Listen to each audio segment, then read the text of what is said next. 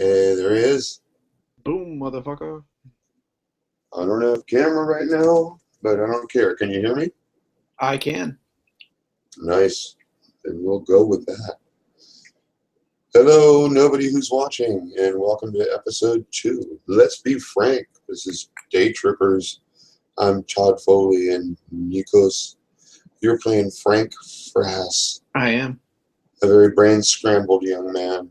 Frank Bug Poop. Yeah, he's got the brain bug poop.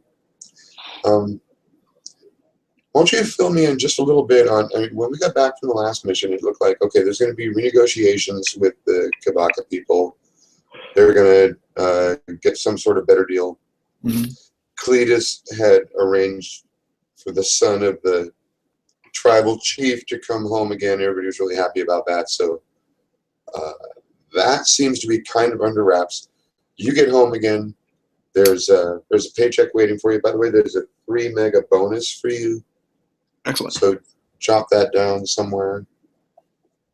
You might even have enough to pay off Dr. Martez, Mm-hmm. your therapist. I've got just under. You don't want to spend it all in one place. Right. The debt is 15 mega, so I can at least do a good chunk of it. So Oh, that's something. You've got a little bit of money. You know that you hear through the grapevine that Tripto Kalovich has been found. He's been convicted of corporate sabotage and treason. gotcha. Which we don't do hard time in prison cells and punitive labor like that anymore. What happens is he gets work permissions and licenses removed from him. He can no longer enter restricted zones such as Tracy Island. He's basically lost his license, lost his wings, kind of become a laughing stock, and he has to get like a normal person job. He's also going to be under supervision for some time. So he's kind of taken care of. Kind of. I mean, you may be called upon to testify at a hearing or something. Right. But that's sort of taken care of. You've got a little bit of money in your pocket. You got nowhere to live. What are Frank's thoughts on that? Really, I mean, Frank mostly is going to be hopping, as much as possible. It's kind of what I do. Frankly, hanging out in the in normal space is kind of uncomfortable for given reasons. I mean, he's just not that kind of guy. Honestly, a capsule hotel, a coffin hotel at this point, somewhere near the ranch, is probably going to be his choice at this moment. Okay, all right. If you knock off 1 mega and we won't have to worry about your living expenses for a year or more.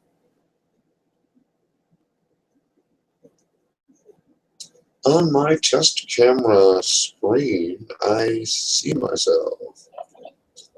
And on the Hangout, I do not. I know my camera's working, but the Hangout is not seen.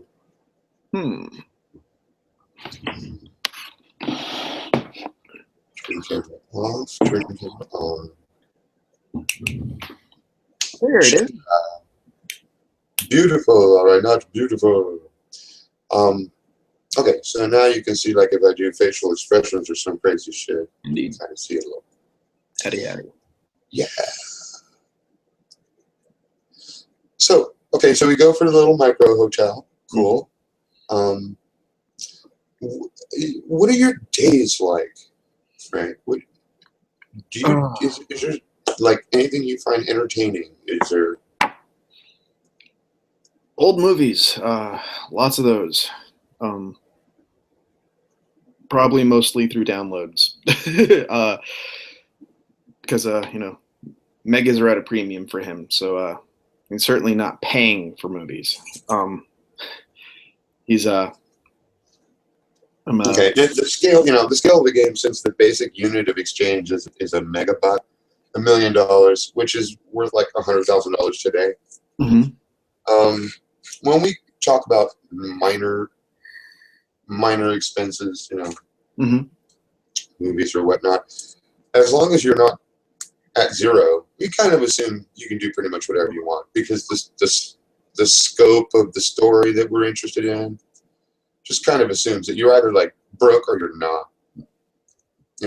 Our concerns are not about like what do you do minute by minute by living on the street. So not why I ask. The reason why I ask is I want to know whether you kind of like living there at that level, whether you're comfortable, and it seems like you are. Kind of want to stay. It's whatever makes it easiest to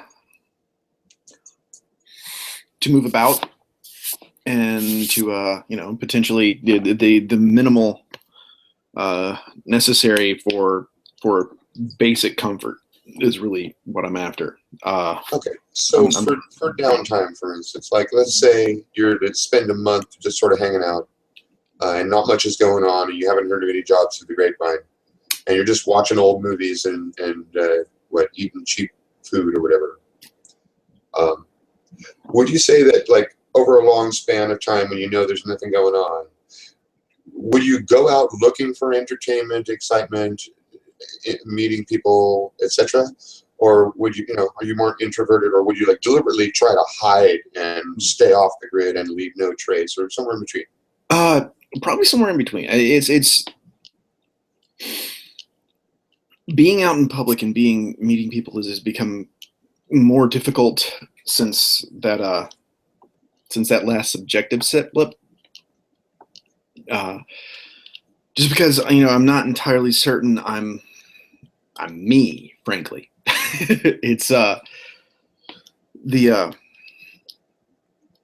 there's going to be an occasional trip out to a bar or out to a restaurant, something like that, and you inevitably meet new people when you do that, going to shows, that kind of thing. Certainly not making an effort to meet new people, but I'll probably be running into new people just as a side effect of getting out of the capsule every now and then. Gotcha. And would you talk like this with your therapist, with Dr. Morova Martez? Like, does she know this side of you? You mean the going outside? What specify? I'm not. Well, actually, both. Everything that we've just said, I'm kind of imagining Frank saying all of that to her, and I'm wondering if indeed he would. Yeah, I mean, I'm going to be fairly open with her. About the dreams, about the difficulty socially since the last subjective slip, about the fact that you're not sure you're you. Did you talk to her about this stuff? Honestly, yes. Because I mean, it's. I'm going to assume that I understand that being honest and upfront and open with one's therapist is the whole point. That if you don't give them proper information, they can't do jack shit. So, yeah, I mean, it's the discomfort in base reality, and it's specifically the discomfort in my own skin is the main reasons I'm in there. Okay. I'd like to jump to a session, if you don't mind. You do have some money you can pay her, and you have been having that dream lately. So, would you mind? Can we jump into a therapy session here? Not at all. Let's do it. Okay. Dr. Martez is perhaps 10 years older than you. Very nice, crisp-looking woman with dark hair, medium length. She has almost, I don't want to say sharp features, because that might make her sound mean-looking. She's not mean-looking. But she's the kind of, just by the look of her face, she's the kind of person who very much takes control of any situation that she's in. She's a very assertive person, and she, in your therapy sessions, she's always handing the ball directly back to you and seeing where you're deflecting responsibility and pushing it back on you again. In fact, it was her who told you to start journaling your dreams. And for those of you who are watching, Frank sent me a sample of a dream journal. So we do have on record the fact that he made at least one attempt at an entry. She told him to journal because, I mean, they do have those dream tape machines. You can tape dreams now. Did you know that? Yeah, definitely. But they're still really expensive. I mean, they're kind of new on the market, and really only rich people can afford them. Dr. Martez has one. In fact, she's mentioned that you used it. You know what the weird thing is, though? You don't remember that. Something else happened this week that you found a little weird. You're walking out of one of your favorite restaurants, and it's not too far from the neighborhood where you grew up and went to high school. And so you started walking down that way, and sort of near the high school, this guy passes you on the corner, and he looks like a construction worker or something, and he's got like a couple pieces of wood over one shoulder and like a bucket in the other. So he's like heading for a job or something. But as he passes you, you're pretty sure he said, "How you doing, Frank?" and walked right by. Now, you've never seen this guy. You're sure you don't recall. So more things like that have been happening.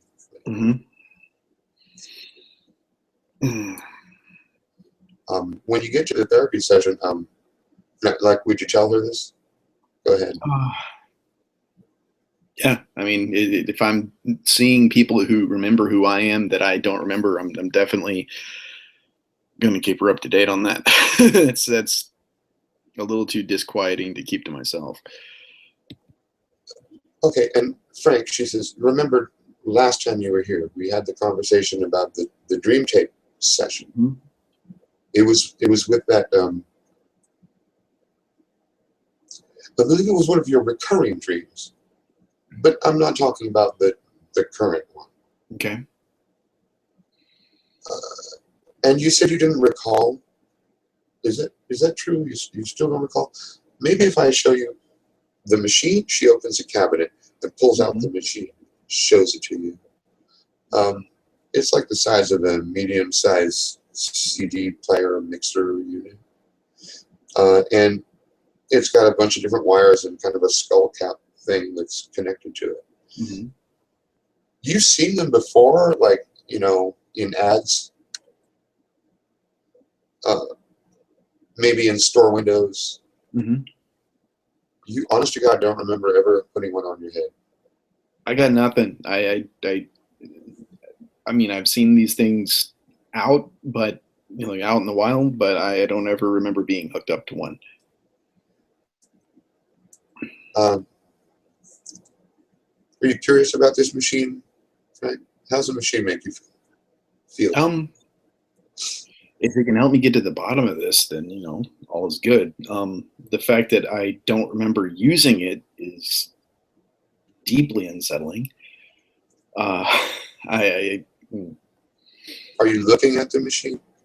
Yeah, I'm trying to rack in my brain, trying to see if anything rings a bell, and it's just. Can you do a brains roll versus GL4? Okay. Well, brains number of dice, take the highest one, beat 4.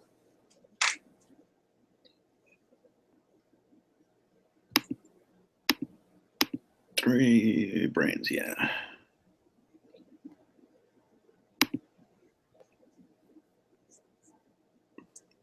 443 across the board.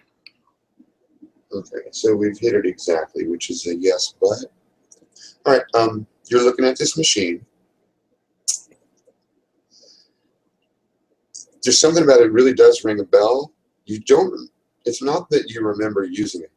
It's the logo. There's a logo on there. Let me see. Maybe I can show you one real quick.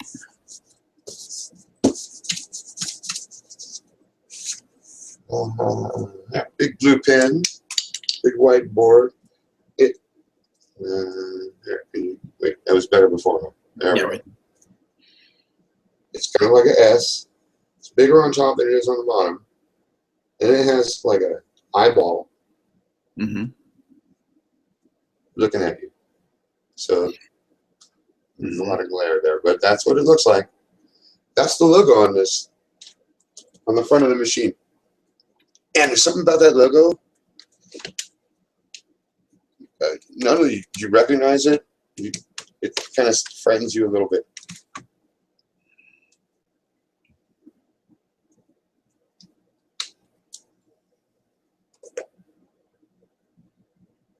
Still want to use the machine?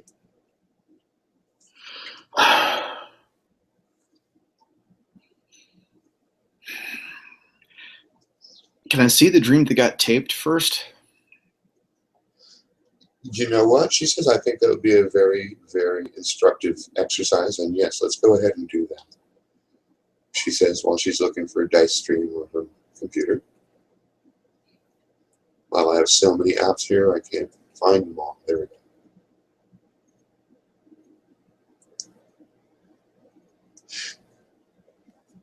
Here's what we do. She puts a second headset into the machine. Both of you now have a headset that you can put on. There's goggles that come down and cover your eyes. Now, you're not going to be literally seeing with your eyes. You're not actually hearing with your ears. We're just sort of blocking your external senses so that the electrodes can do their thing, and they're stimulating parts of the brain by sending microfrequency waves conducted by computer signals, which are kind of like an audio recording, making a groove in a record, in an LP, right? It's sort of a metaphor for what happens here. So the dream patterns are, they create sort of an echo which can be encoded digitally and then can be re-encoded backward and played out. And while it's playing out, you don't become completely unconscious. If you were to open your eyes or take off the headset, you'd be in total reality. And if you open your eyes, for instance, while watching the dream, you get sort of a superimposed feeling. It's like trying to watch a movie in a theater where all the doors are open and the daylight is streaming on the screen, right? Right. So kind of ruins the experience. So you just have to put this on your head, she says, and we'll watch it together. And I'm right here. She shows you where her arm is, so that if you feel the need to grab her arm, she's showing you where she is. And then she puts these things over your eyes and over your ears and sits you back in the chair. I'm going to be right here with you, she says, watching the dream together. Okay, now, Frank, I want you to tell me what that dream was. Now, remember, this is the dream that you'd had recurringly prior to a year ago. So this is not the tank dream. This is not the tank dream, which is our current problem. This is one from your earlier treatments with her. It's a recurring dream you had through your life, or it may be just through a phase of your life. You tell me, what was the dream? The tank has kind of dominated everything, so I'm trying to remember the details. This is from before. It might have even been like from childhood. It might have been something you dreamed your whole life, or something that was giving you a personal problem a year ago or 2 years ago. It's this apartment complex when I was growing up that I was in. I'd probably say about age 6, and I'm running through the complex. It's night, and there is a black street automobile, a black town car, basically, with its headlights in between the buildings, and I'm running away from those headlights, trying to not get caught by the headlights. Occasionally I'll wake up before they catch me, but on the occasions that they do catch me, It's not that the car comes at me. It's that I get lit up by the headlights, and the next thing I know, I turn around and there's this guy who, in a black suit, who is when I was 6, he was probably about 6 foot tall. But as I've gotten older, the difference in height hasn't changed. So, he's always bigger than me. He's always taller than me. And I can't distinguish any facial features, but he's smiling. There's no face, but he's smiling. I know he's smiling at me. And he looks straight at me, looks down at me, opens up his hand, blows out this handful of powder in my face, and I wake up. How does that smile make you feel, Frank? She asks you. Is it something you trust, or is it something sardonic? Completely terrifying. It's a smile that says he caught me, that says that there are things, that he has things in store, that he has plans. So it's the smile of a captor who has captured his object, whatever. Exactly. Now I've caught you, sort of smile. Aha.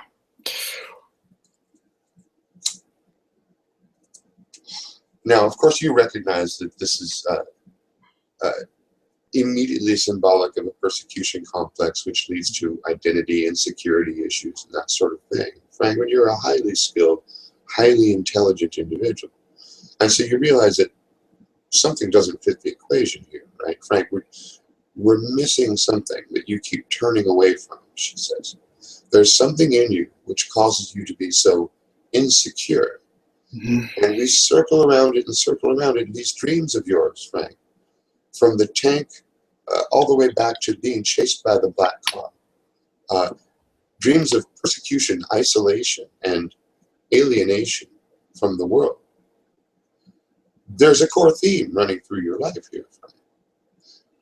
The problem is that you don't see it as a theme. You're stuck in it, and so evading the issue that caused it. Now our job here, Frank, is to get you the issue that caused it. So let's continue watching this dream.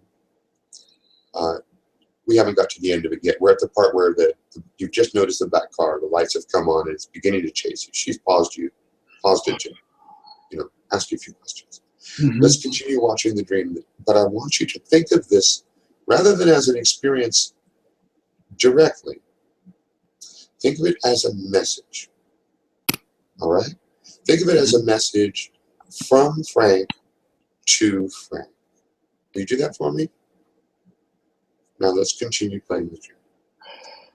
She presses a button and you both relax in the chairs. That car comes closer and closer. It stops. Your back is against a chain link fence. The door opens. Out steps the man. You've seen this scene repeat so many times. You're hardly even looking as he steps forward. The smile begins, but now the smile is different. You look at him, Frank, it's you, and he's not smiling.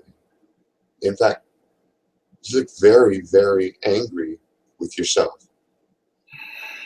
And you hold up a gun, you point it at yourself, and fire.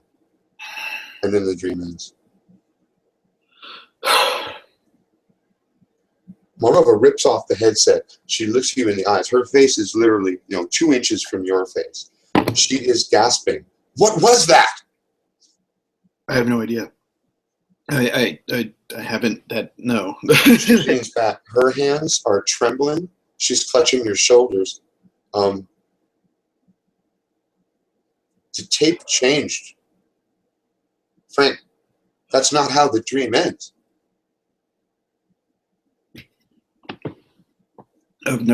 It's never ended like that. It's never been me. There's never been.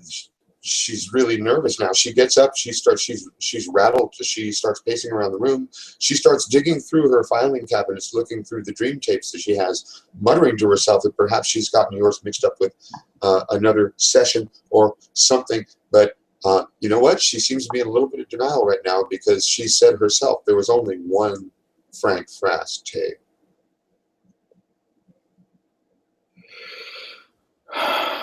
I mean that tape has to have been changed. I mean, these things can be edited, right? I mean, once it's recorded, it's just a video file. Do you mind if I pour myself a drink? Would you like one? Yes. She goes for the hard stuff. She pours herself a couple fingers of something hard and hands you the same. She downs it immediately. All right. Let's say someone edited the tape. Frank, please tell me why someone would edit the tape.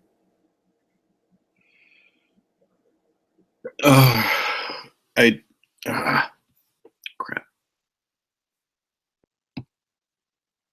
You still with me? Where'd he go? Tod.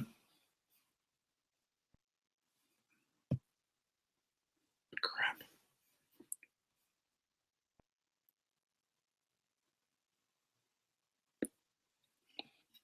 Yoo-hoo! Anybody? Seriously?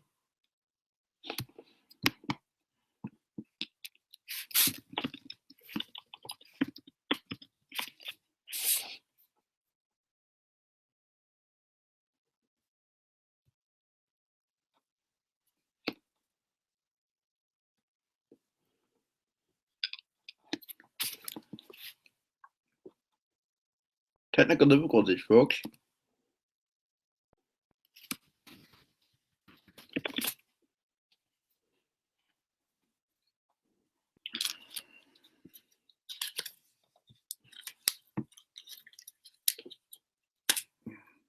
Matches are better.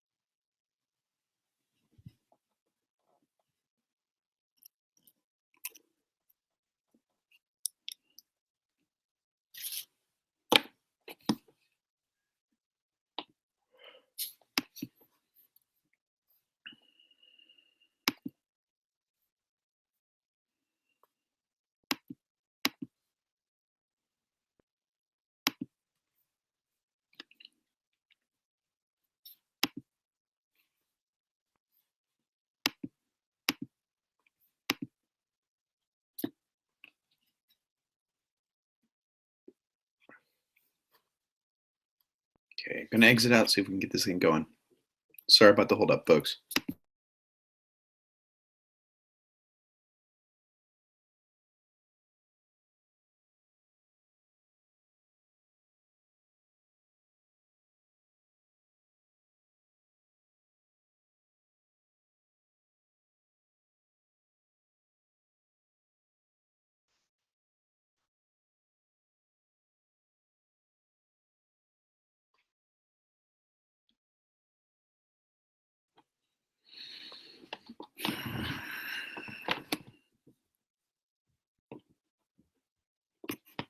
Toddy, toddy, toddy.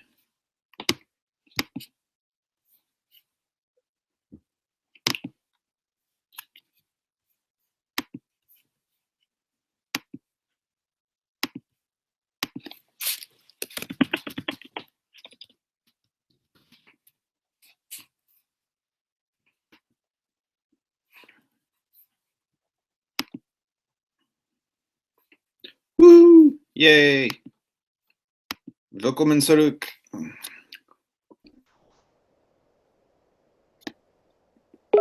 You're muted. Oh, there you go. Fuck. Ah! Okay, so like now I don't know. Oh, okay, so apparently we are broadcasting right now. I don't know if it's going to be one part or two. Right. That was like a really dramatic moment, I guess, to do a cliffhanger. Right. What would change that dream? Boom. I don't know. I mean, I'm rival pilot, but I mean, there's hoping that you could come up with some logical explanation why someone would go to the illegal trouble. of breaking in, editing, putting in. Yeah, I really don't know, but it's. I mean, that's got to be what happened, right? I mean, tapes don't change once they're recorded.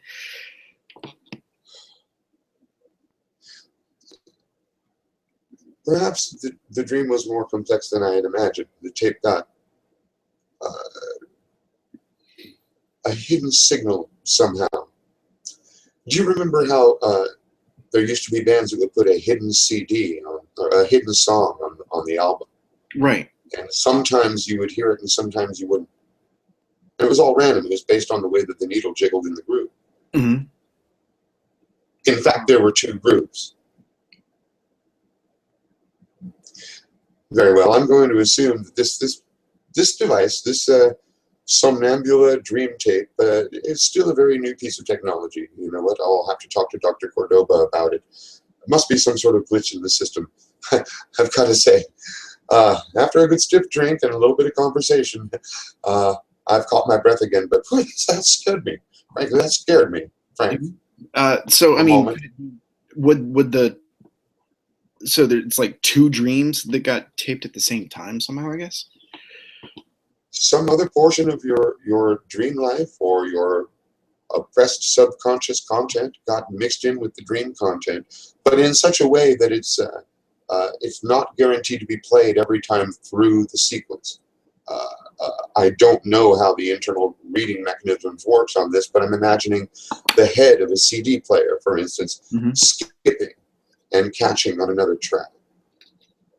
Bizarre. And I mean, I've actually done big fan of like older music. So I mean, I've actually have had in the past a analog tape player, and in the empty space between tracks on one side, you'll occasionally hear the track playing on the opposite side. So I mean, there's definitely parallels in recording technology for this previously. So, but I mean, it seems like an entirely different dream. I don't know. It's got to be it, though, right? Well, another dream or some suppressed subconscious content. Perhaps a fantasy that occurred in another region of the brain while the dream was being taped. I can't explain it myself, Frank, but I will definitely talk to the Somnambula people. And I wish I could allow you to take this machine home, Frank. I know that you practically begged, but and by the way, you don't remember begging at all. But it's on loan. I'm under special agreement with the partnership program, so I couldn't possibly let it leave this office. Yeah, that's fine.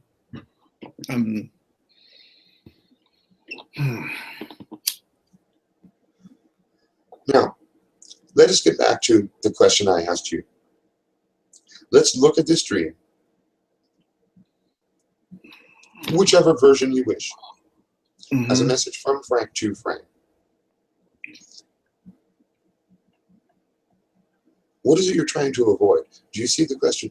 There's something that tells you to imagine yourself as being stalked. There's something that tells you to imagine yourself as being singled out for some nefarious purpose.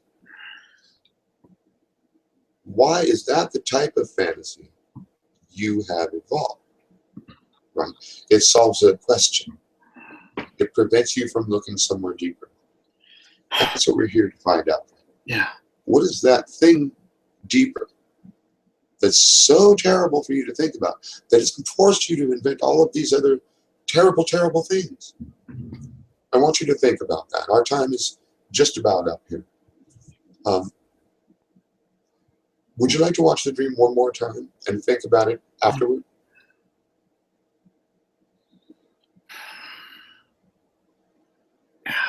Yeah, let's get that going.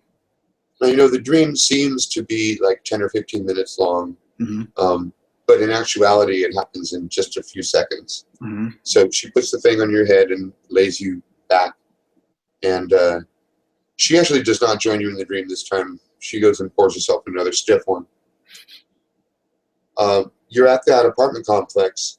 It's getting late. You can just barely see the little bit of light coming over the edges of the buildings and the skyline. Those headlights in the distance come down the alley toward you. You feel that weird feeling inside you felt many times before. The car stops. It's a good 20, 30 feet away from you. And the door does not open. It's very silent for a moment. And then the car begins to melt into a big blue puddle. And then the dream ends.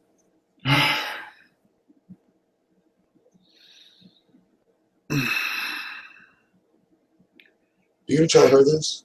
Yeah, it is a different dream again. Oh, you know what? Do a brains roll for beat 3.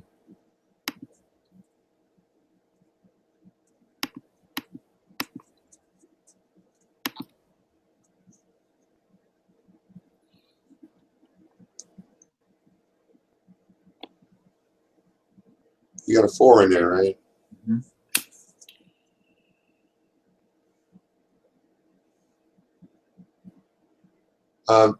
It melts into a puddle. There's sort of a lump in the center of it.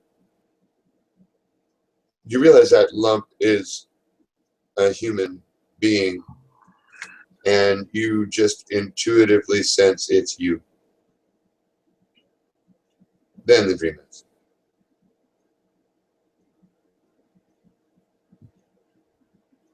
Yeah, so it's you in the melting car. That ends up looking an awful lot like the tank.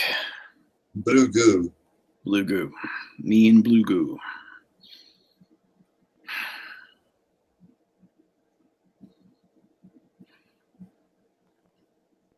And in the new dream, I mean, I'm coming out of the goo. It's some kind of it almost feels womb-like. I don't know if this is coming from the same place but I mean that's where it is in the new dream, in the tank dream. In this case, it's kind of the opposite, I would say. I mean, if the car represents a womb, it starts out as a black car, but as it's melting, it's a blue car. And so that may be symbolic or maybe quote-unquote real, right? But by the time it melts, it's definitely blue goo. Now, there's only one component that's not melting, and it's the human driver, who simply becomes covered in the blue goo, but he's remaining upright, like he's still in driving position. You can't really see his body, but you can estimate his form, and you know it's you. You.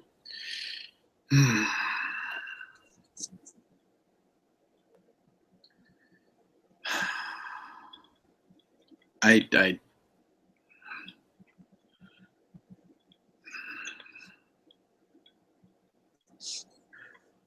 is there a I look at my phone and check the time, make sure I can, I mean, mainly just making sure I can read the time and that the time makes sense. Just at this point, I'm wanting to make sure I'm not dreaming right now. There is a new message on your phone from Blanche Regard of X Investments. Okay.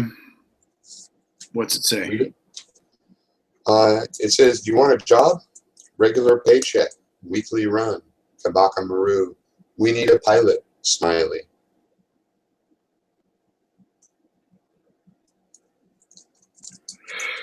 I respond yes, and I'm gonna wait a second and see what the reply is, see if it makes any sense.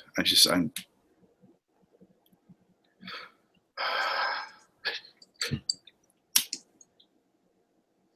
The reply comes back almost immediately. She says, "Great, I have the papers already drawn up. You just need we need to do a psychological background check. It's one of our new gatekeeper rules." okay. KK and focus back on Martinez.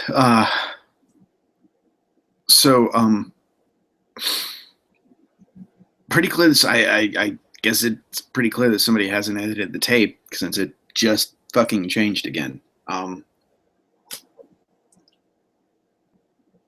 the time in your session is officially up, and Dr. Martez has poured herself her second drink. But I'm curious whether you're going to let her know that the dream changed again. I'm going to sit on it for the time being. Because, I mean, this is she's been in control of this recorder. She's set it up. My trust in Dr. Martez is beginning to wane. I mean, because this is I mean, the simplest explanation is that it's been a different file each time she's played this. The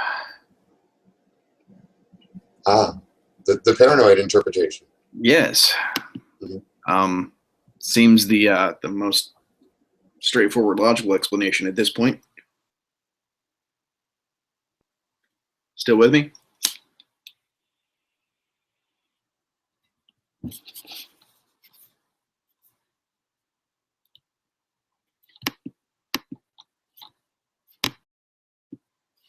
Hey, Todd.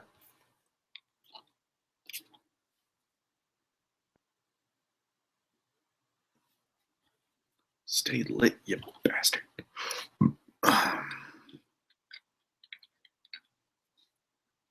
For anybody watching, for your peace of mind, this is, in fact, tobacco. Just, it's not staying lit.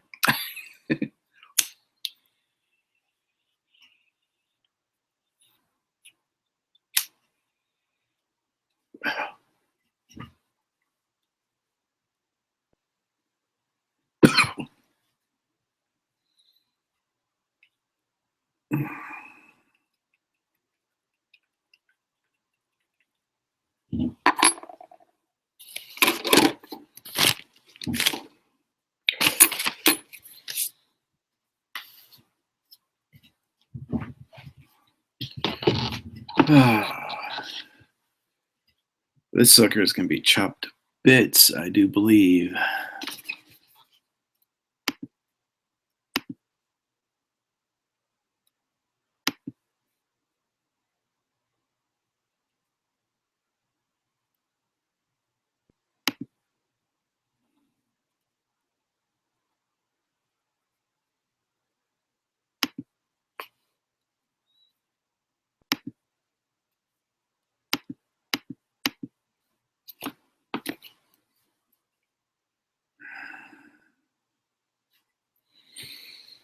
Okay, so to try to avoid getting this chopped up, I'm just going to wait for Todd to come back in because I am still alive.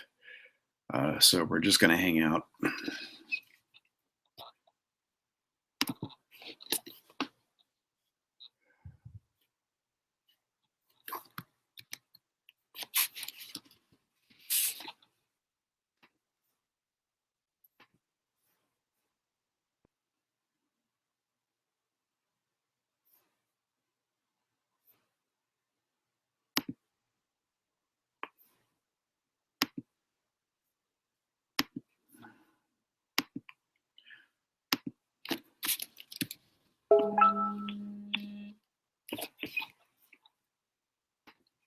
Right, Todd's still online. He's just not in the hangout.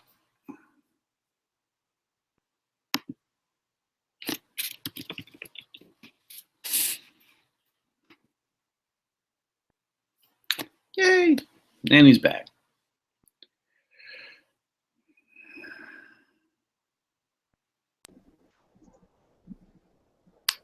And he's back. Wow. Now, again, it says stop broadcast at the bottom, so I assume we're broadcasting, and I'm hoping that, I guess, there's just going to be 3 pieces here. Who knows what the technology is going to do. I guess every time it drops off, we should just go, okay, that's a cliffhanger. The scene ends right there. Mm-hmm.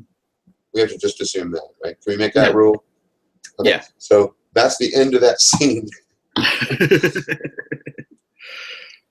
Let's jump to the next scene. Where do you want to go next? You got a job offer from Blanche. They're just going to do a psychological background check on you. Mm-hmm. I'm gonna snag some pho doc biet and head over to X and get this underway. So lunch, then work. Okay. Let's see here.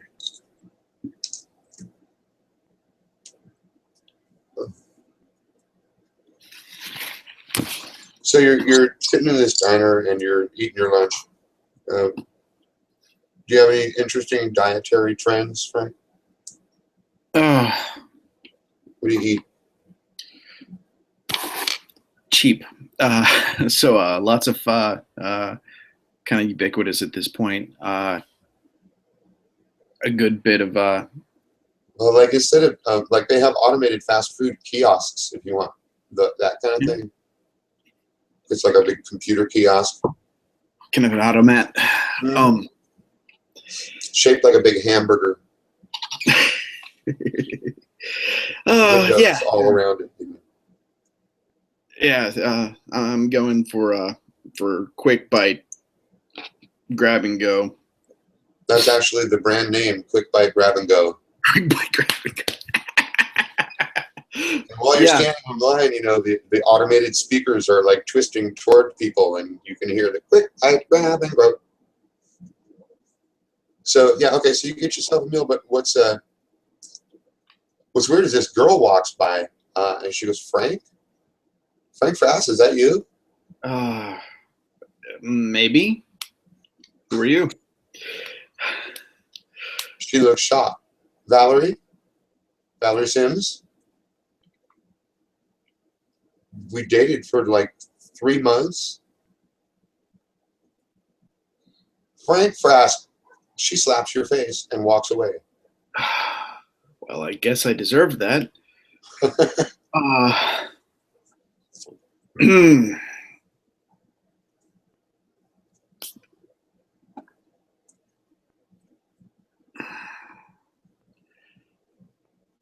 I'm gonna eat my damn lunch and I'm gonna go to the job site and get this shit underway. Okay, at the job site, it's actually all the formalities have been taken care of. What Blanche was letting you know was that she was going to go through your records and contact everyone who basically you ever had any sort of psychotherapeutic evaluation or treatment from, which of course put her in touch with the computer of Dr. Martez, which of course downloaded all the public aspects of your case file, which don't give her any details at all, and do indicate that you're under regular treatment and that there's nothing dangerous about your symptoms. And so you pass as normal thanks to the vague way in which Dr. Martez words her client information. Yeah. So what you basically have is a weekly run to Gabaka Maru, a planet that you're already familiar with.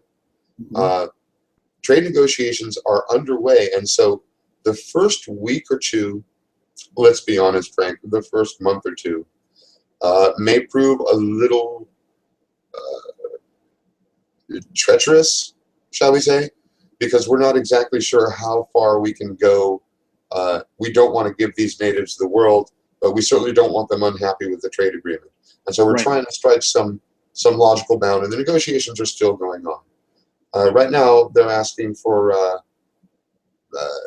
housing equipment. They're asking for vehicles. Good God, Frank, they're asking for weapons. Apparently, the Shashara, these are the forest people. Mm-hmm. Now, I understand you had some traffic with them. Mm-hmm. They saw you. They saw you kill one of those. What was it called? It was a banky. Yeah, It was a crab dog kind of. Okay. Yeah. They saw you shoot that with a gun. They were very impressed, and now they want guns. Frankly, we're not so sure that's a great idea. So we're trying to stop short of that in the negotiations. But when it comes to giving them vehicles, you know, we can give them Jeeps or 4x or whatever simple vehicles they want. We can provide that. We can provide some sort of prefab housing.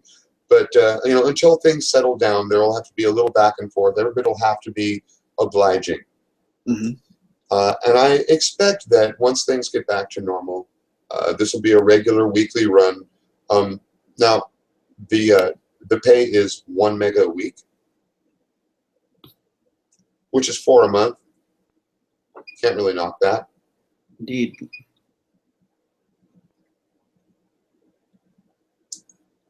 So you sign the papers, you've got the job, and you've got 4 days before your next flight takes off. Okay. Welcome aboard. She shakes your hand. Howdy. You know what? And by the way, we will not let you be flying the sweet ass Scimitar on every mission. You know, we'll be using a standard cargo vehicle, medium size.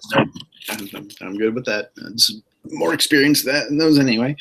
Very good. Then I'll see you Friday. Absolutely. Okay. So after the events of the day, I'm thinking a movie in is called for. I'm really honestly just not wanting to run into any more forgotten girlfriends. That was not a pleasant experience. Yeah, it's a bad feeling. So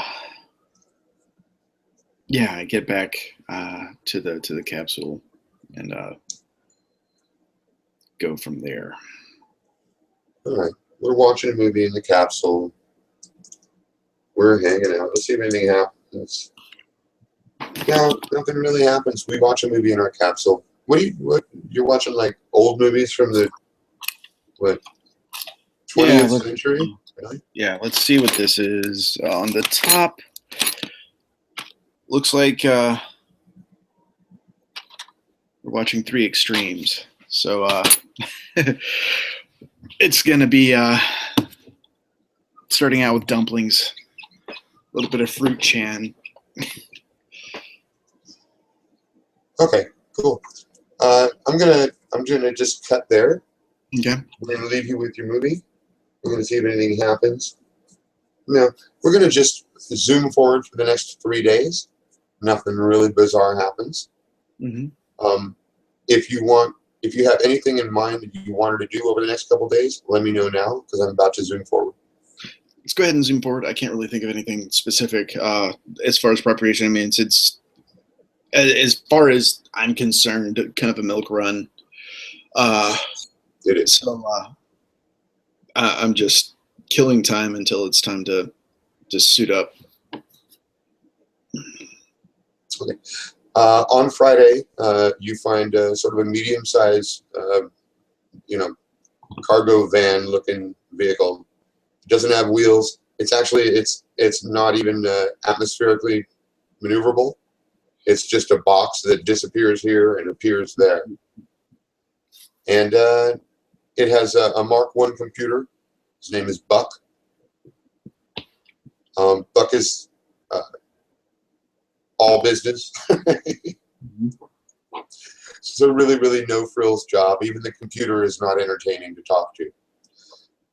This time, by the way, you're bringing them like farming equipment and plastic bins of various sizes to keep various types of things in. And they love these plastic bins, so that goes over pretty well. You're able to talk to Malachi, who is now getting well along in the trade negotiations. Now, I can't zoom in on him because Actually, I don't know whether or not Cletus is going to be involved, so I want to leave some narrative space over there for Cletus to be involved. But I will tell you that Toktori and Kubru, that's the local chieftain and his son who had run away to the forest, they're now happy family again. The tribe has been reunited, and they're actually sending more workers over. It looks as though there has been some talk about extending the caves above ground to cover the top of the mountain and build a village, uniting the two sides of the mountain. Because the company has been talking about sending out prefab dome houses that would be easily constructed anywhere you want to set them up, and this would sort of allow the tribes to reunite, which seems like sort of a politically wise move. Shiny, happy people. Shiny, happy people is what we're shooting for here. And if we can get away without having to pay for gasoline, of course, we'll do that. And if we can get away without giving them guns, that would be even better. Right. If you don't run into any of that, though, I'm going to leave that part of the narrative off on one side. But that's what's happening. That's what you hear through the grapevine when talking to Malachi. Right. Do you visit the head while you're there? Yeah, I'm actually kind of curious. Okay, what happened in the negotiations? The head was the very first item on the negotiation roster. X Investments really wanted to claim the head.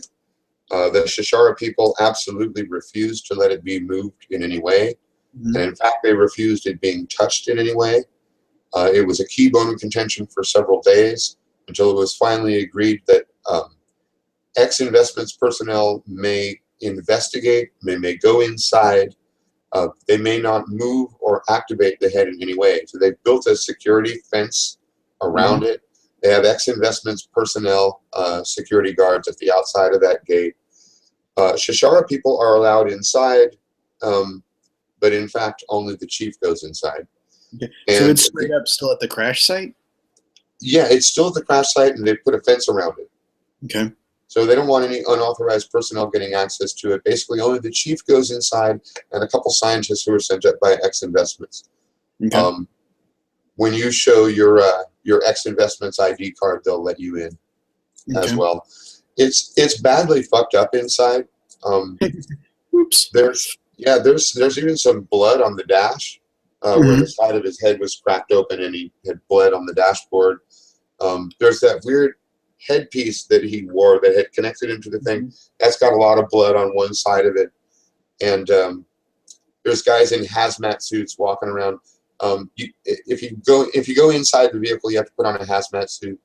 And it's not because they're worried about being infected, it's because they don't want to infect.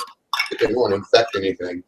Right. It seems that parts of this structure, parts of this flying head are organic. Like the headpiece itself seems to be more organic than technological.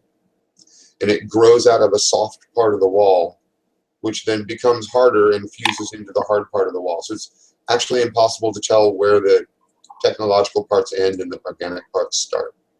It's creepy. This thing, they've determined, one of the scientists will tell you, it's well over 20,000 years old. Jesus. This is actually the third flying head that's been discovered in the last 2 years, all on very far-flung planets, far from Earth, but in Cartesian space. Okay. This, in fact, is the smallest. It only has basically room for one driver and a little bit of walk-around space. That's really it. Okay. But he tells you they found a flying head on Erewhon that was it was like a 3-story building.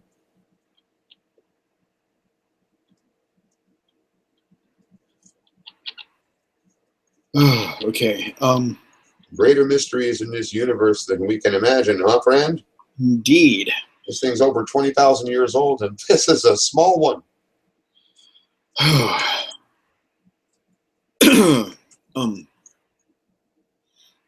Do we have any line on the I mean, are the builders of these things still around as far as we know, or do we have any clue in that regard?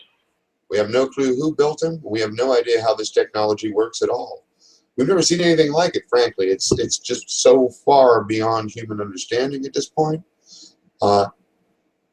We don't know whether the creators are from Cartesian space, for instance, or whether they entered Cartesian space from some other vector, from some other dimension. There are those who theorize this may have something to do with the panspermia theory.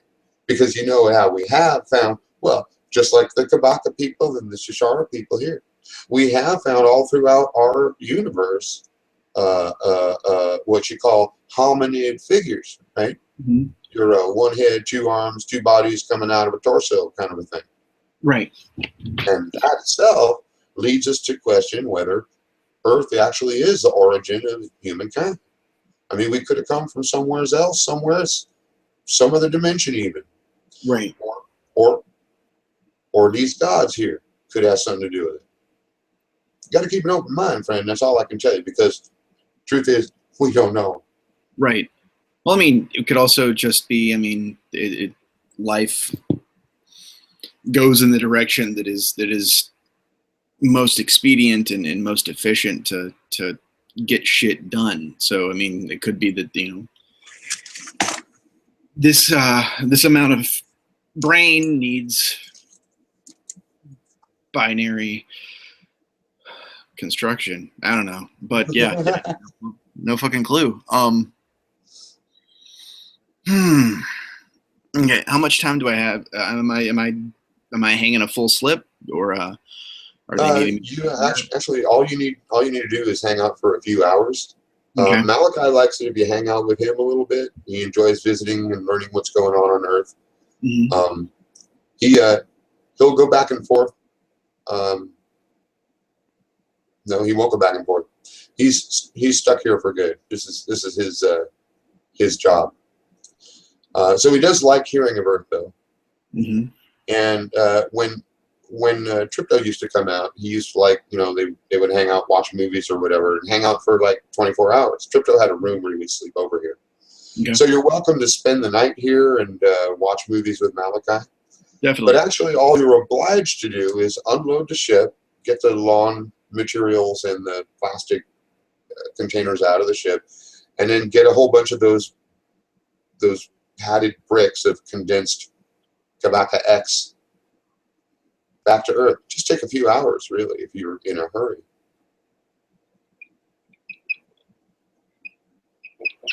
Okay, just kind of, I mean, get it done. Not in a super rush. Just, you know, making sure it gets done and done right.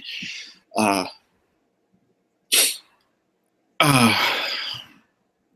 then yeah, I'll help Malachi burn some time. In fact, I brought a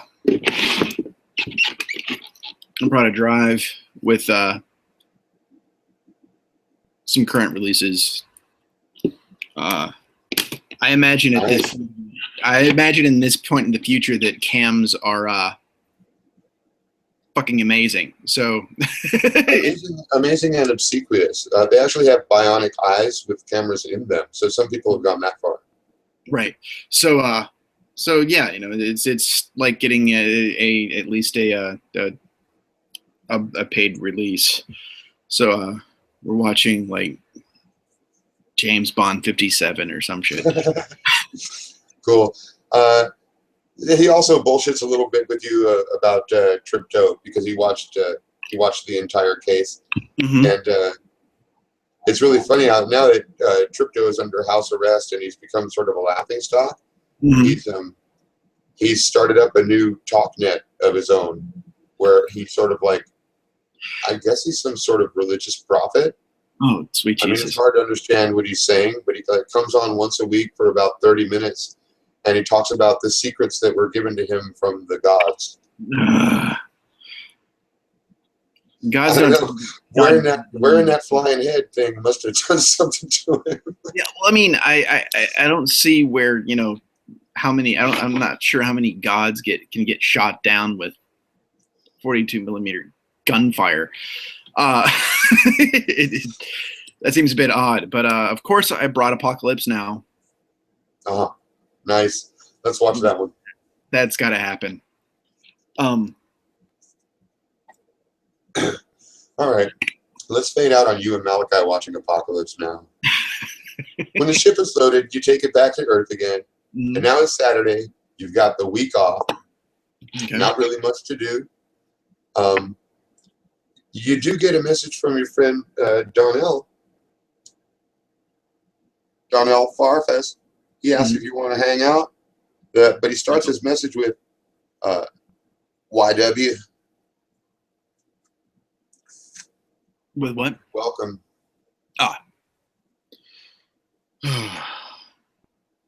Yeah, definitely interested. Let's hook up. So you and Darnell are hanging out. You're having a couple beers at his favorite bar. He likes it because they play Miles Davis in here. He's a jazz fan. So in the middle of the conversation, once in a while, he'll stop you. He'll go, wait. Hold on, brother. And he just shut his eyes and he's just listening, And then when the solo is over and he goes back into the groove, he goes, okay, where were we? Oh, yeah, you're welcome is what I was saying, because that's 2 jobs in a row I got for you now. It is. I really appreciate it, man. You wouldn't believe this. This is taking some stress off. Oh, you mean the weekly gig? Yeah. That's good, but that's not actually what I was talking about. I think you got that one by proving yourself on the second one. No, I'm talking about that other one last year. That doctor guy. Yeah, the one, we went together. You're like, fuck, this is not ringing a bell. He goes, shit, what are you drinking, man? He slaps you in the shoulder. The doctor guy. The dream doctor guy, remember? The dream doctor guy. Yeah. The doctor from Somnambulic, whatever. This calls for a new sheet.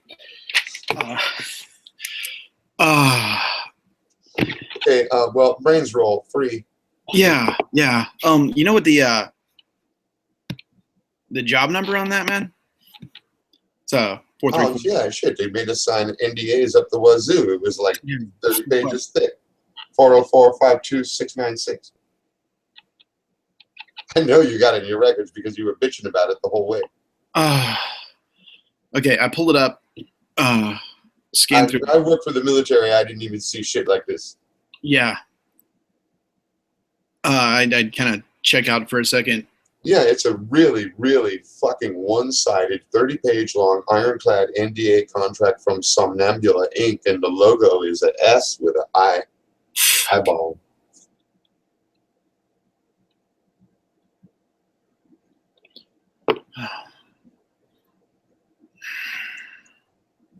You telling me you don't remember this job, man? You are fucked up. I'm telling you I don't remember this fucking job, man. And that's not the only thing I haven't been remembering. This is falling in line completely with my life the last while. This is You need to relax, man. Listen to what Miles is saying. He's saying break free from the track. Slow down. Slow down. You want to slow down. You don't have to follow everybody's pace. There's plenty of time to join the stream again. Come on, man. You're stronger than this shit. You're just a little fucked up, that's all. Take a break. You've been working hard. You're about to do weekly runs that are a cakewalk. You got a Meg coming in a week. You're going to be sitting pretty in a year. So why don't you just lay low? Don't pay attention to what other people say. Use this time to relax yourself. Work on your mind. I think that's an excellent idea. Fuck. Hey, you know what? You could be worse off. Yeah. You could be the guy you replaced. He's cleaning toilets or some shit now. Bottom of the corporate ladder. I mean, it's the next best thing to being in jail, right? Indeed. He has to be escorted to the toilets that he cleans and escorted back to where he sleeps. Oh, there's something you can do. Well, it's Saturday. Visiting day. I'm fucking with you, man. I don't give a shit about Tripto Kalovich. That's not. I want to talk to Tripto. I plug in Apocalypse Now, man. That's really about as close to that fucker as I want to get.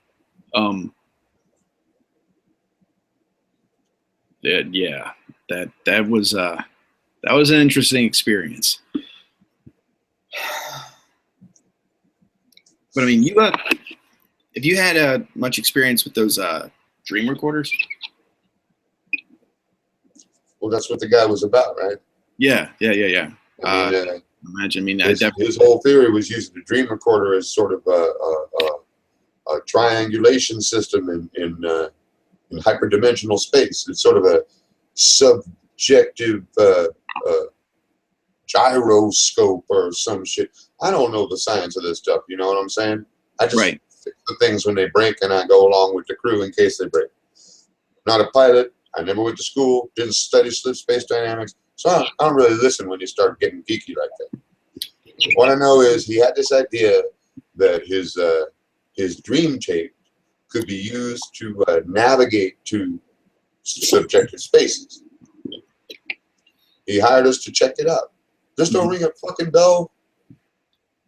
It really doesn't. I got nothing. But I mean, that makes us on board.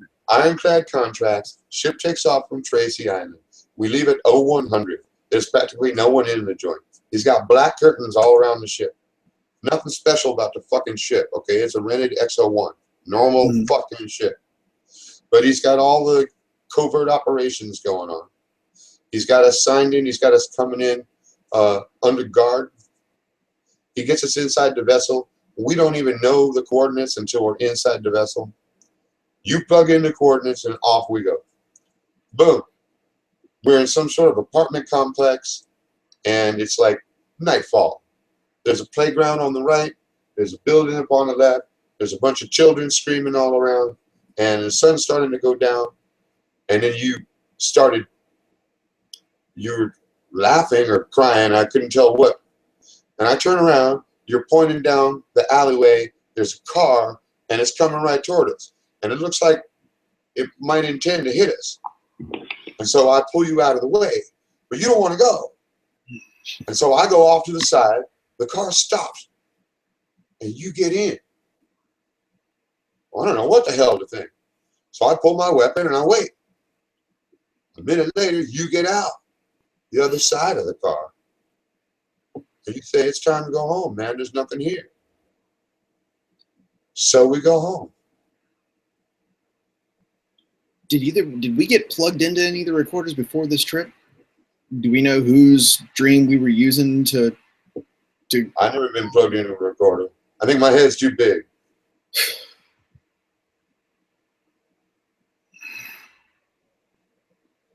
You seriously don't remember this at all?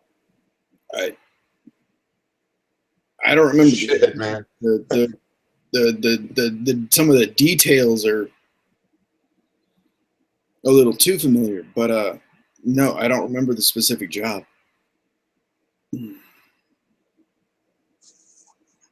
Oh man. Just when I feel really happy for you, I start to feel worried about you. Oh, I mean that apartment complex, the cars, is a recurring dream I've been having since I was a kid, man. Are you shitting me, brother? You saying that was your dream we went into?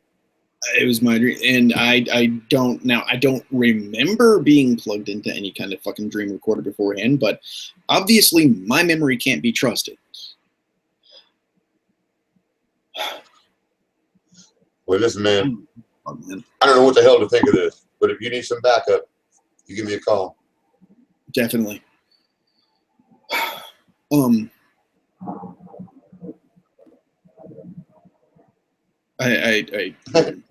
I don't know why you didn't tell me before that was your dream. I couldn't tell you. I couldn't tell you, but I have no idea why I didn't tell you, because I have no idea what frame of mind I was in at that point.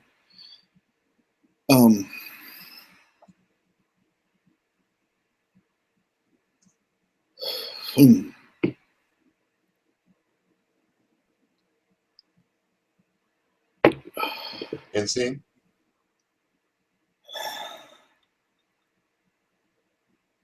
Yeah. Camera pulls back. Frank is looking really, really worried and strange. And Donnell is looking at Frank, worried and strange. What are you going to do with this next week? Anything you need to do, want to do, or you want to zoom ahead? How much is a dream recorder? Let me see. I think I actually do have a price for that.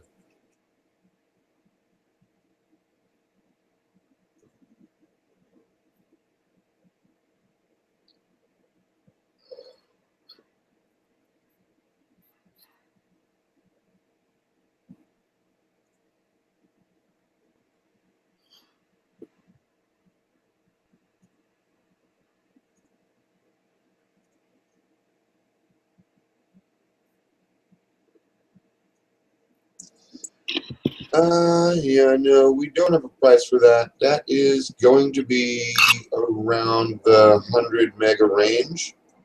Wow. For 1 mega, you can rent one for a night. Let's go ahead and drop 3 mega, and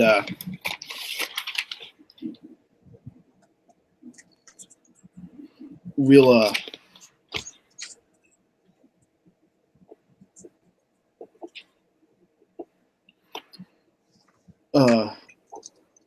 we'll rent it for 3 nights, and I'm gonna just make it a habit to record anytime I'm going to sleep. I'm gonna record. That's a good idea. I like that. Okay, over the next week, you notice a couple things. Mm-hmm.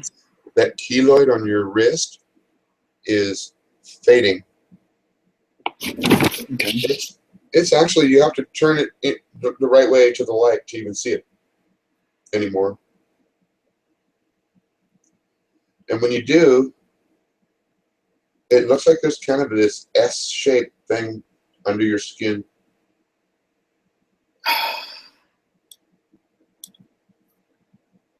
Like like it's the keloid that's that, or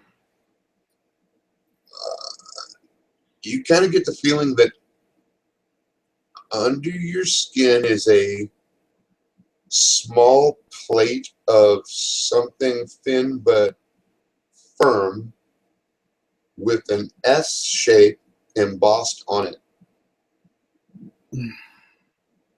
And when you press it, it's slightly squishy. It used to be firmer. Back when it was more of a large, irritated mass of scar tissue, mm-hmm. it was pretty firm when you pressed on it. But now it's fading away. There's just this very slight indentation that very slight raised part.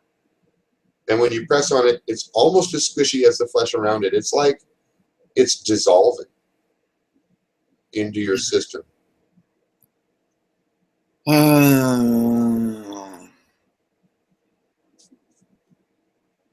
Is there I'm assuming there's potentially some kind of dock in the box quick thing that can hit. There are, yeah. You can hit an auto med. I'm gonna hit auto med and see if I can figure out what this thing is. Potentially get it out. Sure. That'll set you back 1 meg. You get a complete body diagnostic. You end up learning that you really need to watch the saturated fat. You should cut down on drinking so much, but you're in fine physical health.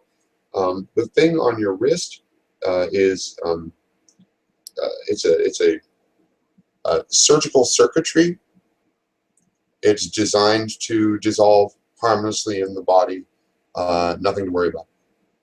Okay. Are there any records I'm forgetting that say where this came from? No, you don't remember undergoing any medical procedures. In fact, make a brains roll, beat 4.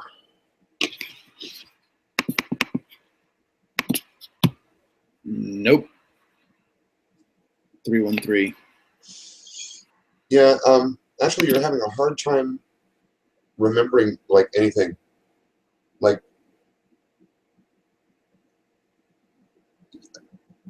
if you try really hard, you might remember 3 scenes from your childhood. That's it.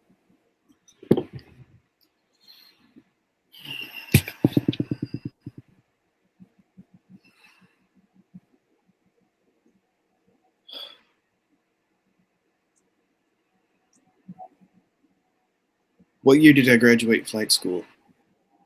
How old are you?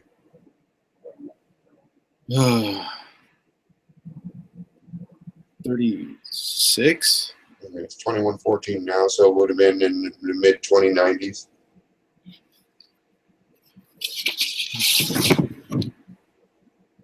And I mean, less so when I likely would have graduated, but Okay, that sounds easy. Actually, you're asking a very specific thing that you probably have repeated in your mind many times. Let's do a brains roll, beat 2. okay.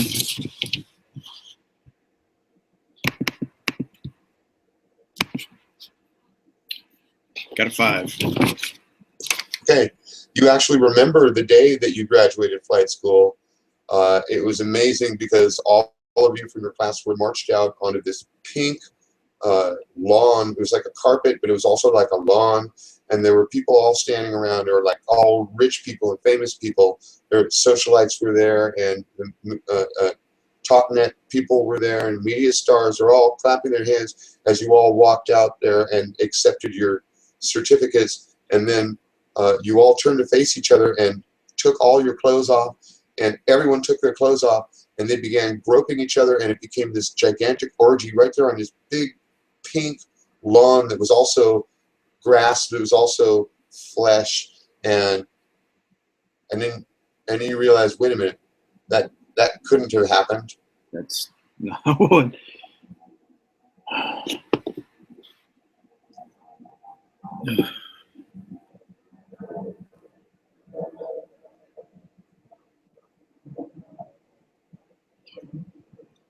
That's the way you remember it, though.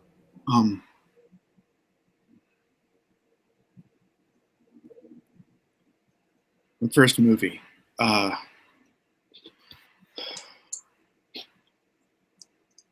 first movie you ever saw? Yeah. The first old movie you ever saw? That was probably A Clockwork Orange. Do a brains roll. Beat 3 on that one. Got a 6. Yeah, you totally remember the part where Alex leans forward and his hand comes out of the screen and he pulls you up out of the audience and you're dressed like one of the Droogs. And you join the group and you go singing down the alley, and then you go, wait a minute. That couldn't have happened like that. But that's the way you remember it.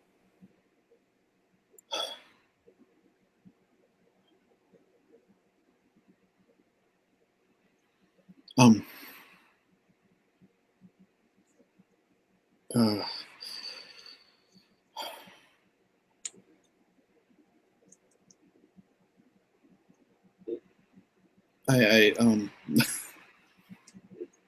going home.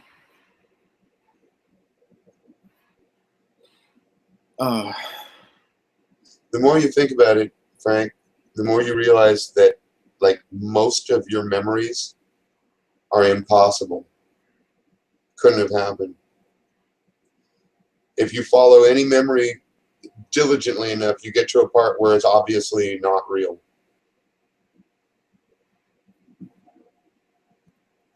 In fact, they seem more like dreams, but they feel like memories.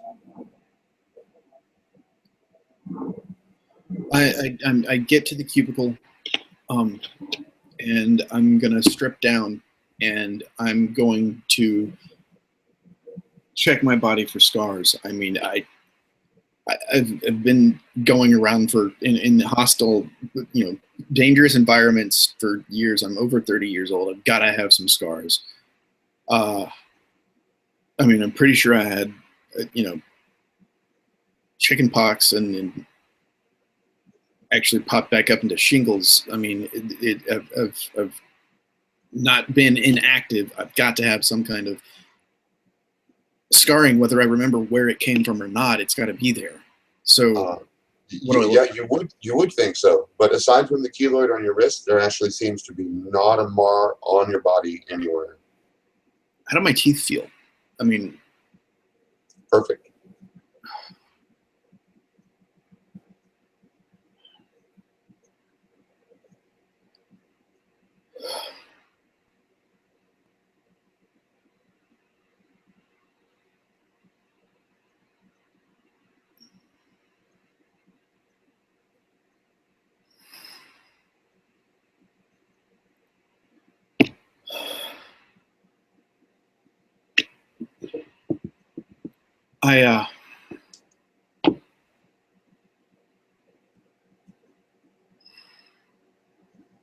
I can't pay attention to a fucking movie right now. I put in something random in the background, and just sink into the foam, into the mattress, and just close my eyes for a while. I'm gonna put the headset on just in case, and just start recording and try to relax, and just because I to use the old colloquialism, I literally can't even right now. I just I want to check out. This is fuck. Right. That night, it is difficult for you to fall asleep, and I doubt you actually do want to fall asleep. But eventually, you do fall asleep. You have the dream of the apartment complex. There's a pile of blue goo in the middle of the alleyway. Out of the blue goo steps you. He's pointing a gun at you. He walks straight up to you. He says something. I'm going to need a brains roll, beat 3.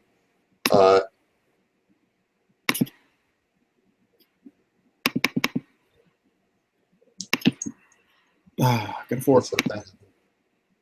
Good. And then I'm also going to want a psyche roll, beat 4.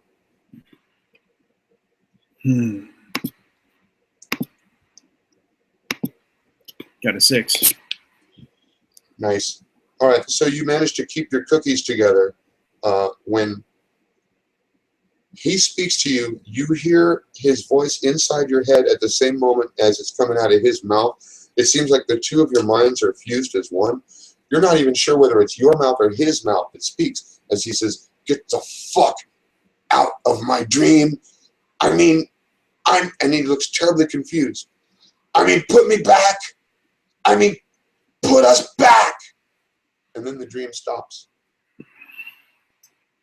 You wake up in your bed, sweating. You remember the entire thing. That doesn't feel like a dream. That feels like you just came out of a slip. I'm going to play back. I recorded the whole thing, so I'm going to play that back. When you play it back, you see the exact same thing. It does not change. You can pause it at any point. It is absolutely you. The you in the dream has a mark on his wrist, which is much more clear and distinct than yours. It is quite definitely a computer chip of some kind, and it has the Somnambula logo on it. You can see it because he grabs you by the arms and tries shaking you. It's right there.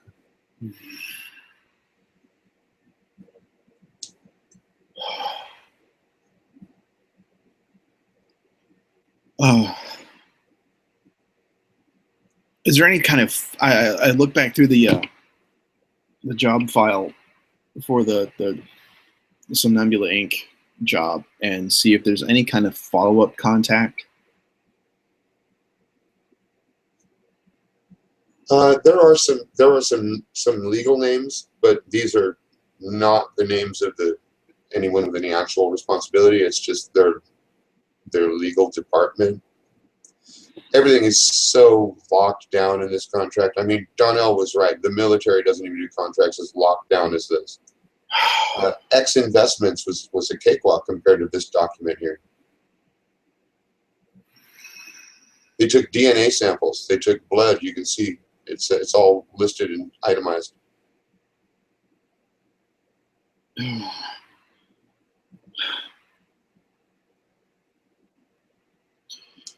I'm gonna You're thinking, why would they need DNA samples?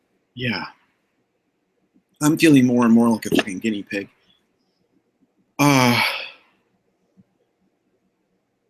gonna hop online but first I'm gonna I'm gonna hop online through Tor. And I'm gonna hit one of the darknet slip jockey forums and do some due diligence on Somnambula Inc. Somnambula Inc. is a prized investment opportunity. It has actually gotten a lot of positive press in the last couple of years. It's run by the amazing technician and neurosurgeon, Dr. Ingve Cordoba. And he was not the first to invent the Dream Deck, which is used for the tape recording of dreams, but he was the first to perfect it in a consumer-friendly, low price point, marketable form. And so the Somnambula Dream Deck is currently the world's most popular dream technology, and they have an office in Southern California where Cordoba keeps his headquarters. Okay, so that's the public thing. What are some of the pilot reviews? Are there any job reviews? I mean, yeah, NDAs, all that, but pilots talk. No crossover whatsoever. No pilots you are aware of have ever worked for them. There is no, they have no threads in any forums that you go to. A lot of times a company will have its own section of the forum. Mm-hmm. If they're looking for pilots. Nothing. They appear to be a completely meat space, earthbound technology company. Fuck it, I'm going to InfoWar. What are the conspiracy theorists saying about Somnambula?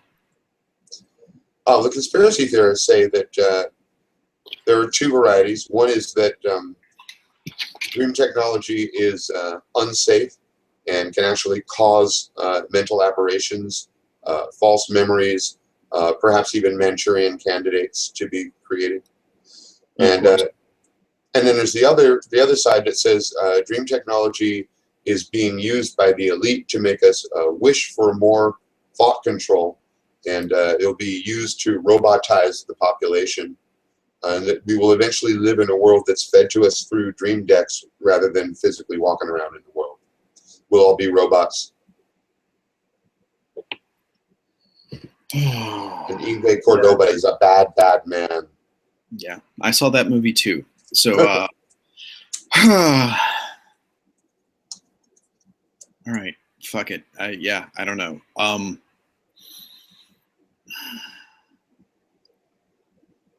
I really don't want to talk to Somnambula Inc.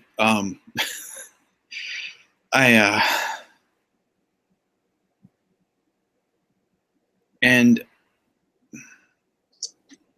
I'm not really sure. I'm just going to go ahead and ask you here because it would probably occur to you. I mean, Donnell has dealt with them too. Yeah.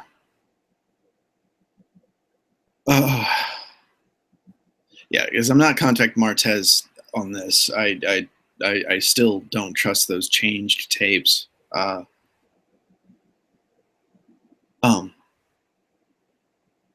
Yeah, I don't really see that I have any other point of any other avenue of action here. So yeah, I'm gonna call.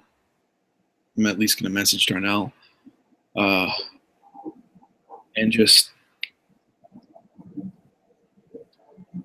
ask him about the circuitry. Ask him if they took his DNA, if there was a DNA or blood sample taken for the job. Okay, there was an ironclad NDA. I know it was 15, 20 pages. It was ridiculous, man. I mean, they wanted to know every job I've ever had, and even the jobs that I signed NDAs on, I had to put NDA from date to date. It was pretty ironclad. I mean, they did a full background check. They learned about my criminal record. They learned about my military background. I don't remember them taking blood. I don't remember them doing a DNA check. No, I don't think they did that to me.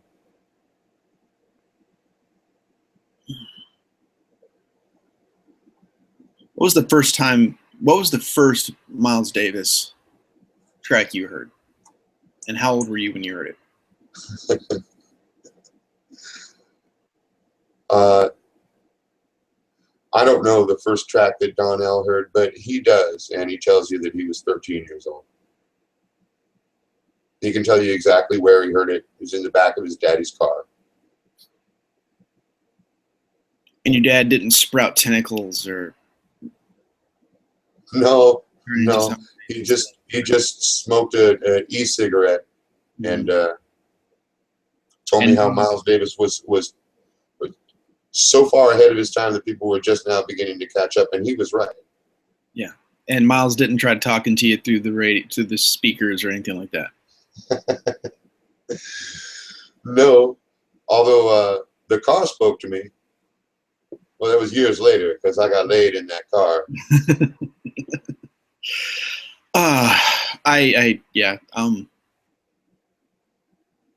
I'm thinking these fuckers did something to me, man. Because they did take blood samples and DNA samples from me. And what the hell for? I got that. I mean, that's their logo, right? What the fuck? Holy shit. It's there was some kind of certain point there. That's basically an... Let's see that shit again. I'm not so sure. I don't know. I mean, it's surgical circuitry. I mean, it's basically an internal bandage where, something was implanted. And this is holding a spot while it heals. It used to be, that huge keloid I had there for a bit. That's what that is now. That's what that was. You used to complain about it all the time. It looks like it's going away. Now you're claiming that they branded you. That's what it looks like, man. Listen, my memory of the day I graduated flight school was going out on this pink, carpety, fleshy courtyard and everybody stripping off and going nuts. The first movie I ever saw was A Clockwork Orange at the University 6. Yeah, it's closed down now, but Alex grabbed me, pulled me into the screen. These are the memories I am having. I know this shit can't happen. I know this shit isn't real, but this is what is showing up as my memories.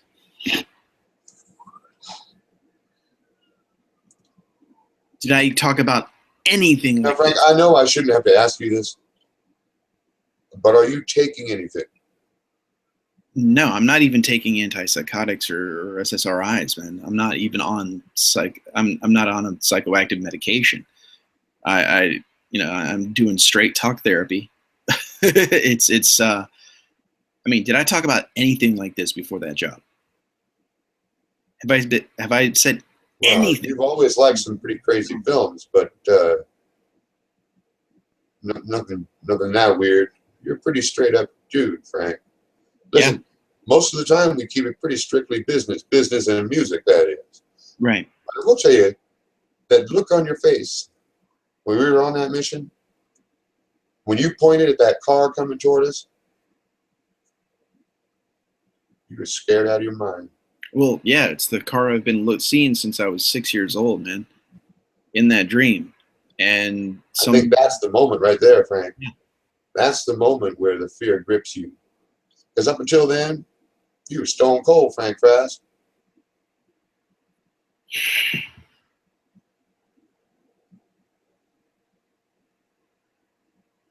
You want to know what's wrong inside your head?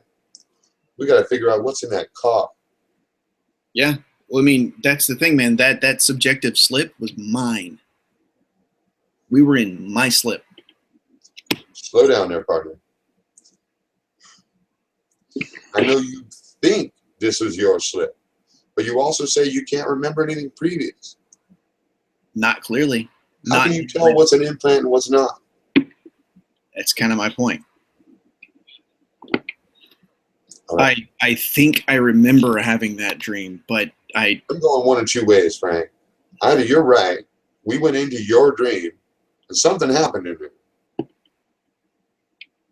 Or the conspiracy theorists are right, and that machine is fucking with your head.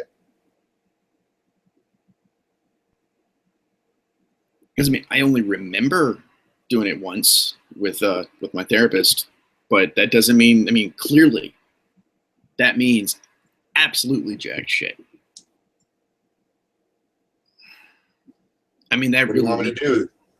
You know, I got your back.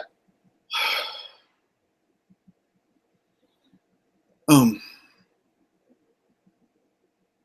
don't know, man. I can't trust my shrink. The tapes of the tape of the dream, the one tape of the one dream that was recorded. I watched it. I replayed it twice, and it's been a different recording every time. I rented a machine. I've been recording dreams the last couple of days, and they come about the same. I replay them, do the same dream. They're the same each time. It doesn't change. Nothing changes. These things don't just randomly change on the recording. All right. So there's only one specific dream that we're worried about here. Right. Well, I mean, it's the same foundation. There's different elements to it. The original dream is I'm running away. I'm running from the car. And I wake up before the car finds me, or if the headlights hit me, the next thing I know, I turn around and there's a dude in a suit without any face, and I wake up. There's been versions where the car stops like before. I get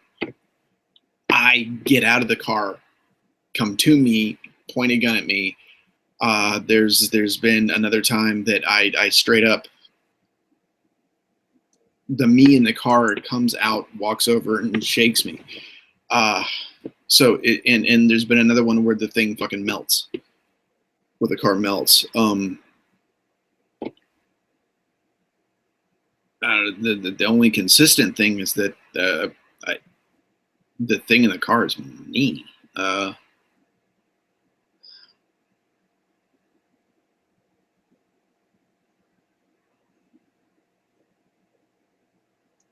I don't know, man. I really am spinning my wheels on this. I don't. It keeps coming back to contacting Somnambula, but I really don't want to do that. There's shit on him online. There's nothing. Like by nothing, I mean there's no jobs. Well, no, Nobody we're else. not a contractor. Not for us. Right. Except that one time. Yeah. There's that one time. And there's somebody on deck at Tracy Island who was there. Somebody prepped that flight. Somebody powered that vessel. That somebody might be bribable. They may be. We know the date. We know the time. I think we should find ourselves a friend down there. I think you're right.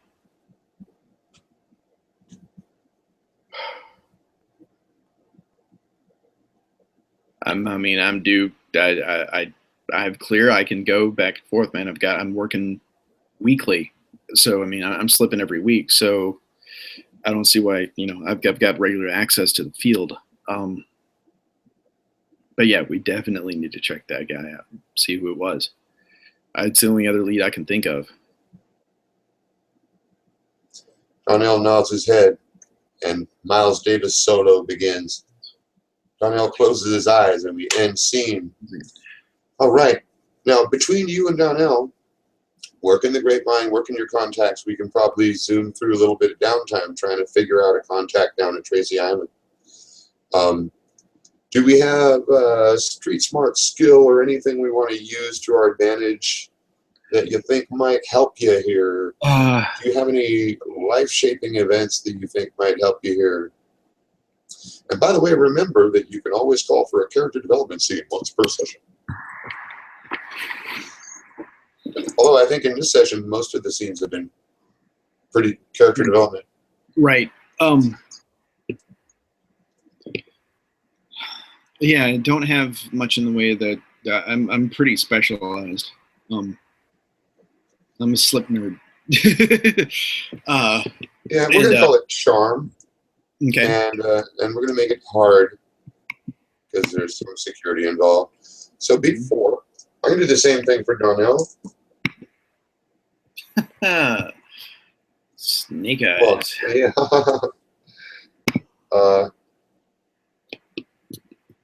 Okay. In your case, you actually end up sounding so suspicious, your voice cracks, and you break in the middle, and you end up hanging up on yourself mid-sentence because you realize how cheesy you sound, and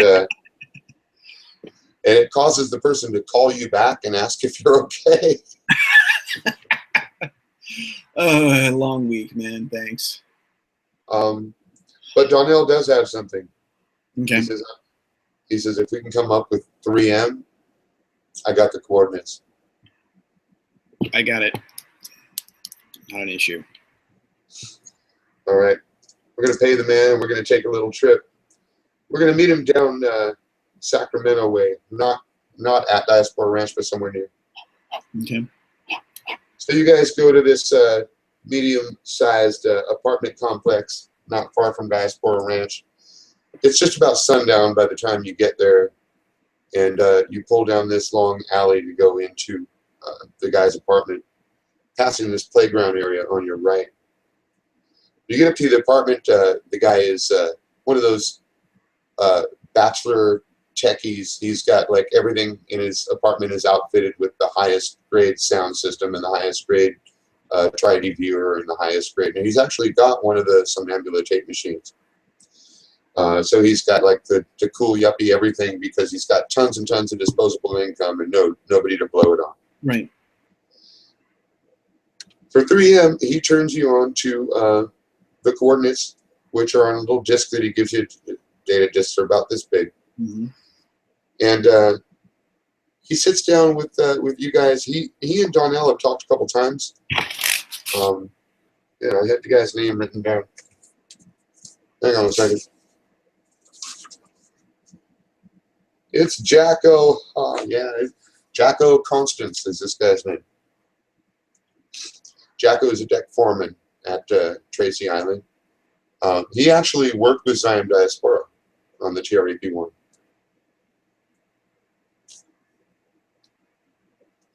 So he's kind of an older guy. He knows his shit. And he remembers that you two were the two that flew that vessel out that day. Mm-hmm. He says, I don't know what a company's thinking that would hide coordinates from its own pilots. I remember thinking that at the time. It was pretty strange, you know? Yeah. But nothing goes out of Tracy Island. We don't have a record of it on our computers. So I've got a record of it right here, you know, because I'm a little paranoid myself. And turns out maybe there's some reason why. Mm. You know, Somnambula never came back again. Never sent in a review. Took us a while to get payment out of him, but we eventually got payment out of him. it's just a little bit odd for someone to come in for a one-shot mission like that to a destination that's never hit a second time. I find it a little strange myself. Yeah. And so that was definitely a one shot. There hasn't been anybody before or since. Oh no. In fact, that slip doesn't even have a name. That node doesn't exist as far as the map is concerned. The big model does not know about this node.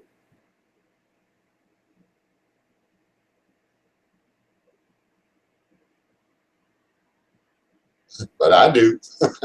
Skipping my fucking Lou, ghost nodes exist. I mean, Oh, come on, friend. You know that the multiverse is 99.99 ghost nodes. Well, yeah. And always will be. We are small and insignificant, friend. Right. Unless you look at human-to-human business right here on planet Earth, you find the way that humans treat other humans right here on planet Earth, and you find that some corporation is sending out people to subjective slips, possibly dangerous territory, not telling anybody what they're doing and never going back again. I think there might be some money in that. Now along, here comes you. Once in a while, I see things up at Tracy Island, and I'm telling you this because the next time you come through there, remember that I got your back. Definitely. So, I mean, here's the thing, that the model demanding that ghost nodes are, most of them out there is one thing. Having one and having been to one, completely different. It's like, you know, demanding the math demanding dark matter and then holding it in your fucking hand. It's Well, that's not exactly true. I mean, there are many nodes that are undergoing development and exploitation, and that companies that hold those coordinates wish to keep them close to their chest until they've got their business plan laid out, their logistics arranged, et cetera, et cetera. I mean, that sort of thing happens. But in that case, you usually see tech crews going to and from that location back and forth time to time. There's This case was unusual in that it was a one-shot.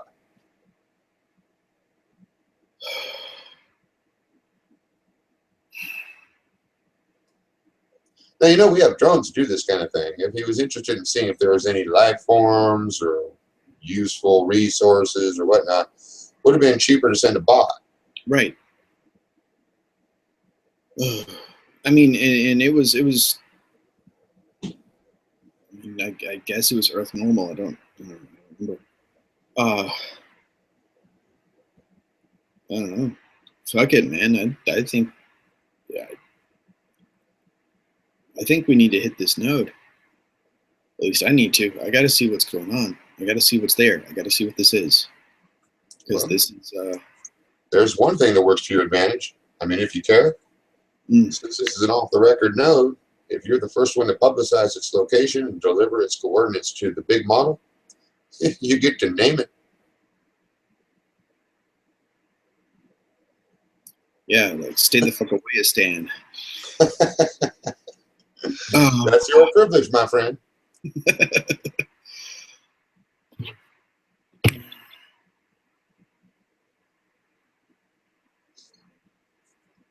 I mean, I know subjective nodes. I mean, and this thing was, if my memory of this and the description of this is in all accurate as far as what happened, and my memory of it is not necessarily going to be accurate.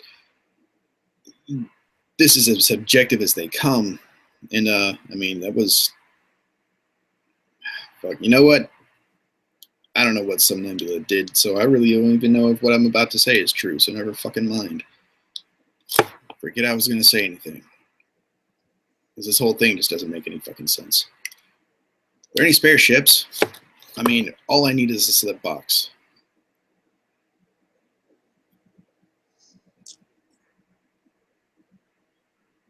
Give me a charm roll.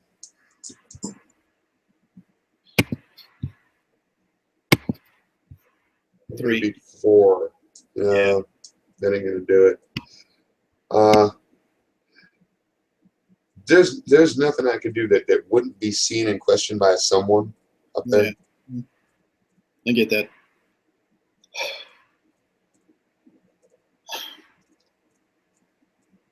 And I mean, there's nothing I'm. However, you already do have access to a vehicle. I do.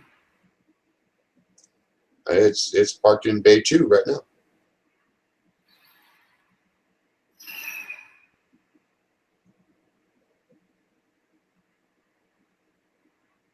In a purely out of character context, what would I need to do to take an unscheduled slip with I mean, I would be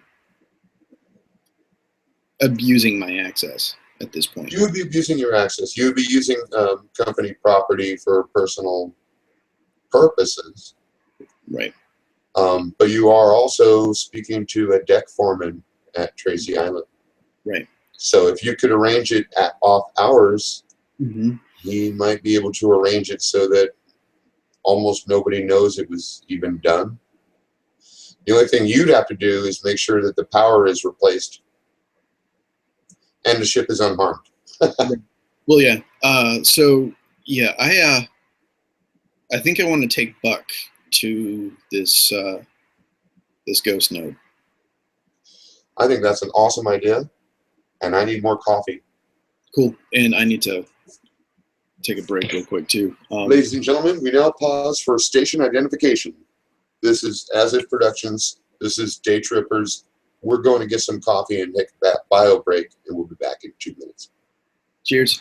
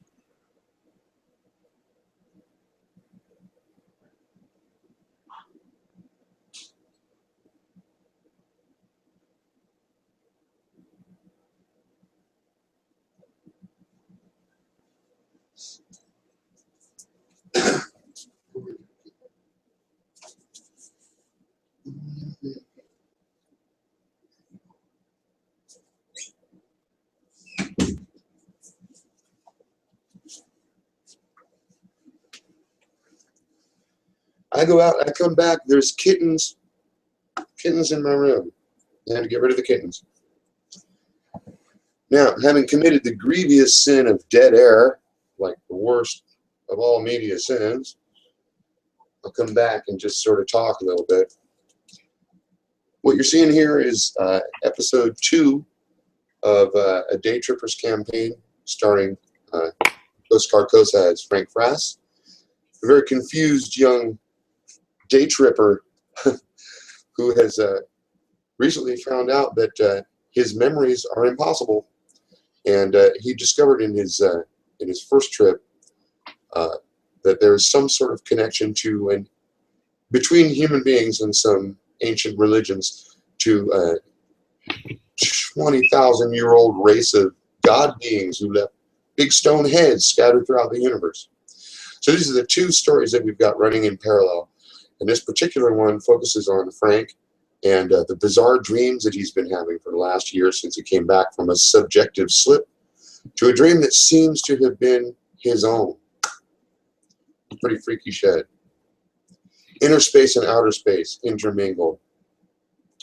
Because part of the whole idea in Day Trippers was to be able to present a system where you could put together anything from, let's say, Star Trek on the one hand, to a weird Twilight Zone episode or an Outer Limits kind of episode, or a really surreal kind of J.G. Ballard space or Jack Vance planetary adventures. So a really, really broad approach at sci-fi, which includes both inner and outer space.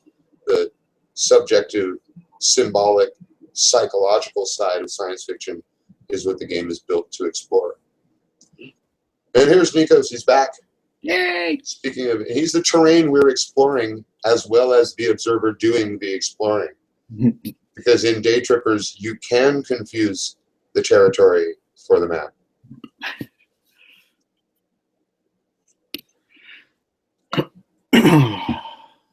That's good. That should be like a marketing slogan.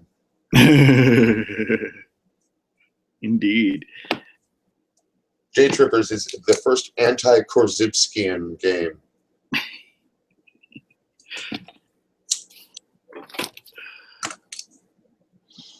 All right, so you and Donnell have done some talking and figured out by getting together with Jocko, the deck foreman, that there is a secret set of coordinates leads to a subjective slip which corresponds to your own nightmare recurring dream.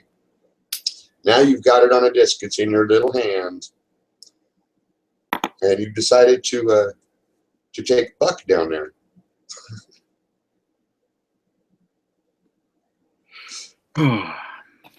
So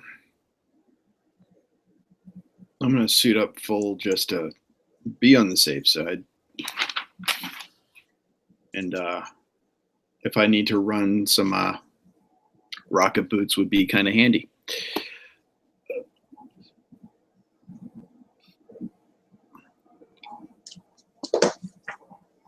What is your slip dynamics skill add? +1. Good. You're going to need that.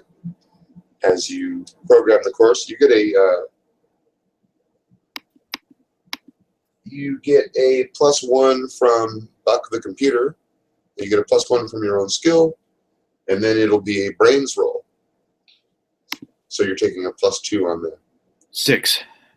Nice. You wanted to beat 5, so we have successfully programmed the jump, which is good. Things could have gotten really fucking weird if you'd missed that one. Whoa, guess what? Everything stops moving. The tingly sensation fades from the center of your being, tingles out towards your skin again. You're in this darkened area with the apartment complex on your left side and a playground over on your right side. You're looking down the alley. Car's not here yet, but this looks like the dream. Great. Let me pause before I do. Is Donnell with us? Bring Donnell along. Have some backup. So I mean, if he's up for it, yeah. He is up for it if you want him there. Yeah. Okay. And I am armed. Then so is he. He says, I have no idea what to expect, brother, so you just call the shots and I'll follow.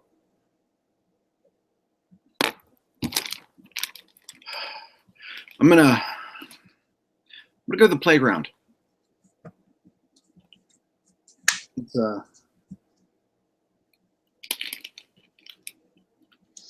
There were a bunch of children's voices coming from this direction, but when you get there, you don't see any children. The swings are moving, not as much as if a child was on them, but as though a child was recently on them. There was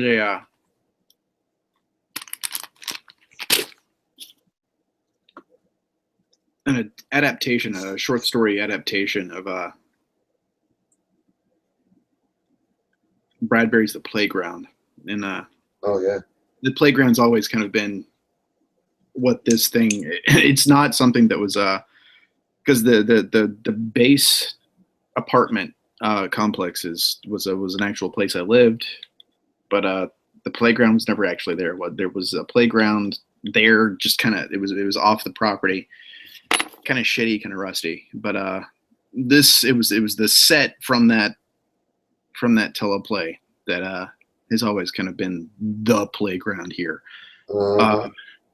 And I'm assuming that's what that is. That's exactly what that is. Including the sounds of children that you can't see them, but it's like a feeling.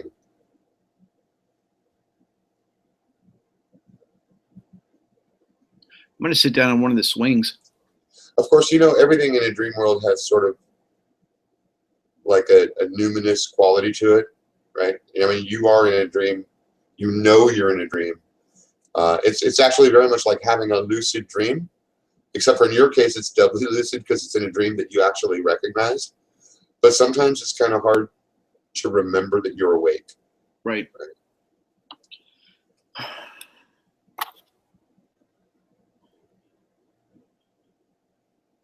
You start feeling anything, seeing anything, let me know, man. There should be that. I mean, that card, this goes to form, should be showing up at some point, but. Strange thing is, you definitely feel as though the car should have appeared by now, but the car hasn't appeared. You keep looking up the alley and you don't see it. This time, when you look up the alley, there's a. You remember from before there was a set of mailboxes. Is on the left-hand side. Not a big detail, but it was there. And when you look around the corner, you almost trip over the set of mailboxes because now they're on the right-hand side. You're like really sure they were on the left-hand side of the street before, but now they're on this side. You don't see anybody coming. You don't see the car. I'm right-handed. What side am I holding the rifle on? You're right. Okay. Just checking. Yeah, you're not flipped, and the rest of the apartment complex isn't flipped. It's not like a mirror. It's like this piece was moved. Right. The apartments are usually dark. Are there any lights on in any of these as I'm walking through? You know what? A couple of lights go on just as you say that because the sun is just beginning to go down below the horizon, which is why you know it's time for the car to appear. The car still hasn't appeared. A couple of lights are starting to go on. You can even see a couple figures walking past the windows.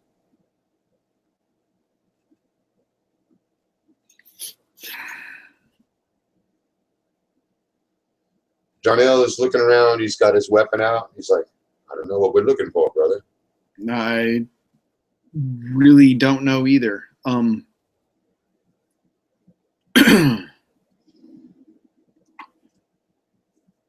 The apartment we were in was toward the front. Second story window is my bedroom. It was kind of a floor to ceiling window with orange blinds, like orange Venetian blinds. I want to see if I find that apartment. Nice. Okay, so you begin walking through the complex. You have to go past the playground. You get to a point where there's a lot of other lights. You see vid screens on. You hear people talking through the windows of the apartment. So there are people here. You find that long, tall window. You recognize the apartment from the front. This is it. Knock on the door. You see a figure in your window. Male figure. Just standing there watching you. It raises one hand, sort of echoes your gesture.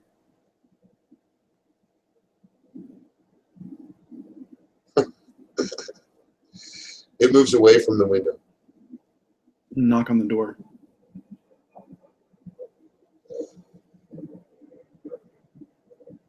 The door opens up, and a lot of things happen at once. The front wall of the building falls away. Suddenly you're in the alley. There's a car. It's revving its engine. It's right on top of you. It's the black sedan. I want you to make a grace roll. You got to beat 4. Donnell screams, "Holy shit!" and he fires in the direction of the car.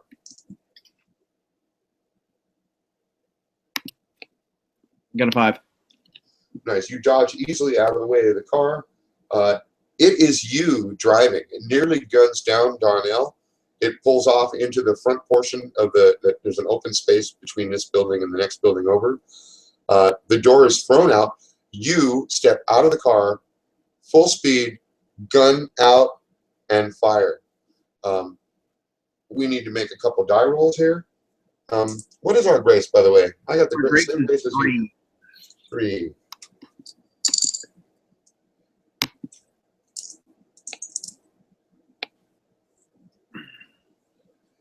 I am attacking, obviously, this round. What are you doing? I am getting the hell out of the way and retaliating. You're defending. Okay, so you'll get a +2 on a grace roll. Okay. And unless you have a fighting skill that you can add, that you consider defending, like judo or some shit. Yeah, I like I said, I'm a slip nerd. Okay, so for you, it's grace +2. Okay. Grace +2 is going to be, just rolled that, so that's a 8. Nice work. Oh, however, I've still hit you. Frank, you've been shot. You've been shot in the right leg. You take 1 point of might damage. Your might goes down by 1. I'm going to need another grace roll versus 4 to avoid falling.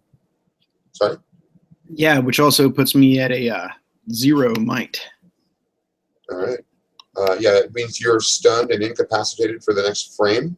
So you get down. You hit the dirt. You're spending the next frame screaming in pain, while Donnell returns fire. Missing the other Frank because he's so busy getting out of the way of the car. New frame begins. Let's have, let's see here. That's my roll for Donnell firing. This is my roll for Frank. Oh, Frank hits Donnell. Donnell has now been hit.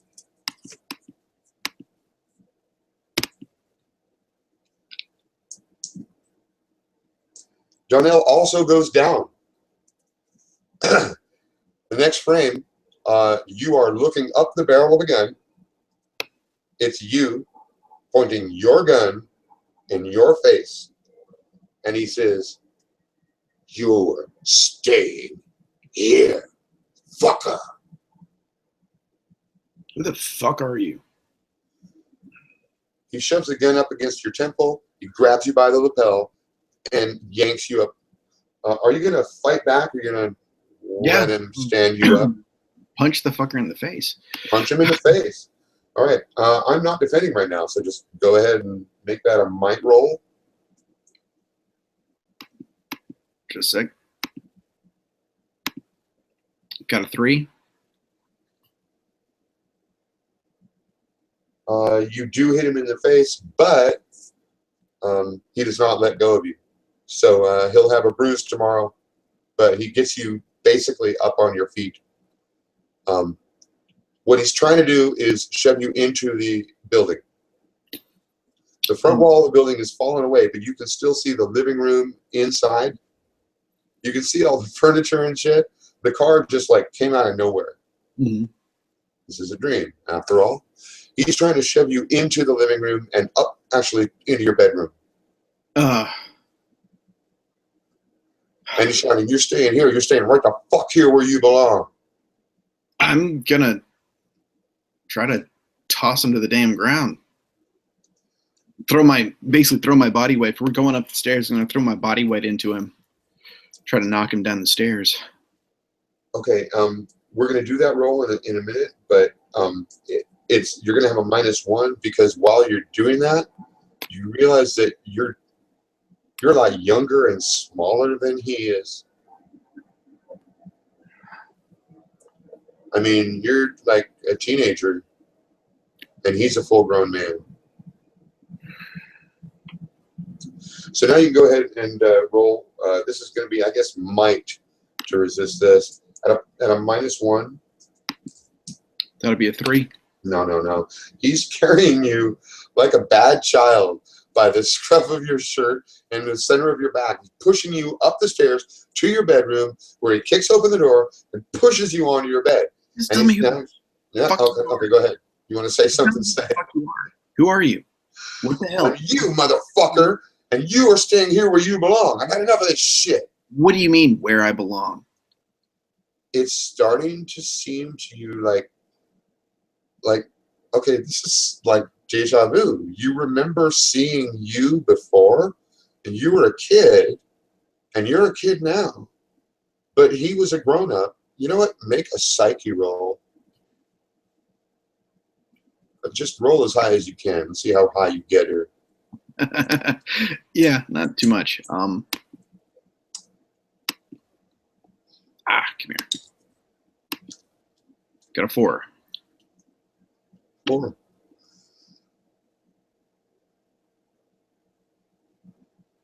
You're starting to remember that this is where you belong. You are the dream, Frank.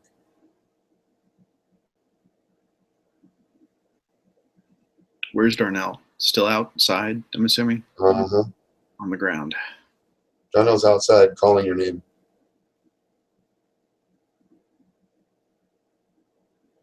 I'm going to go to the window. Is it there or is it still just blank? From inside, the windows here, the wall is fine. The apartment is just as it should be. There's no car out there. But Darnell is out there, and he's leaning against a tree and holding his leg where he also got shot in the leg. Am I still shot? Yes.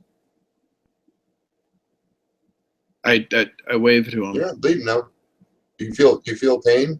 Mm-hmm. Well, you look down, you don't see any blood. Oh, you know what?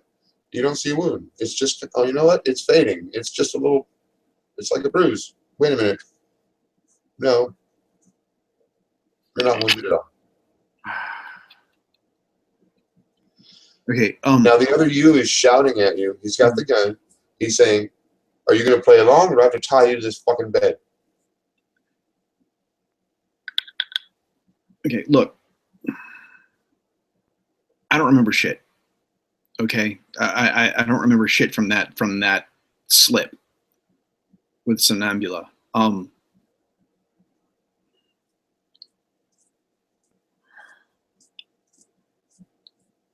I try to remember things from my life, and it turns into insane shit. Like, I remember the first movie I watched, and Alex pulls me into the screen, and I'm a droog. That was a dream, you idiot. That was a fucking dream. But that was my dream. That's where my memories go. No, you don't have any fucking memories. You're a goddamn dream. I'm Frank Frass.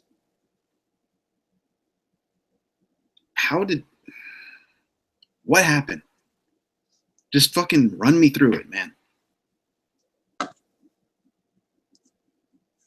The other Frank calms down a little bit.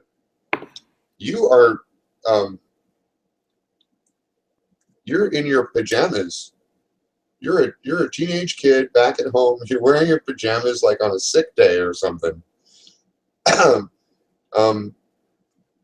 Outside, you still hear Darnell calling your name, but it sounds like it's getting further and further away. And Big Frank puts down the gun, and he says, you really don't know what the hell's going on?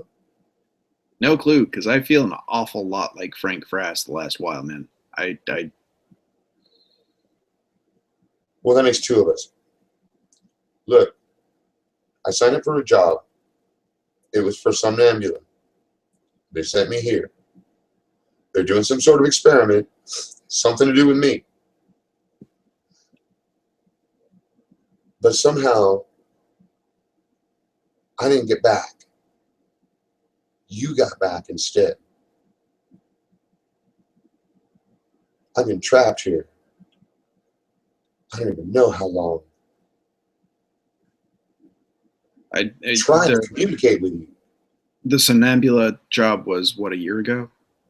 Like, in real time? Yeah, it was a year ago. It's been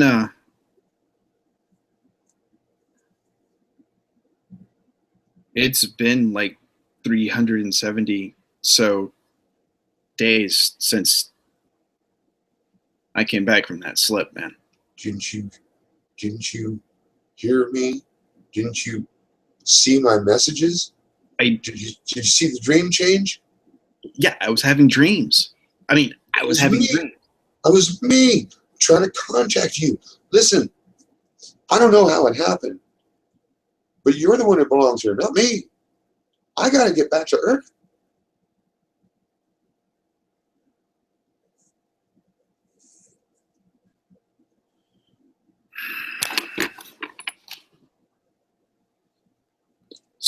So, I mean, this.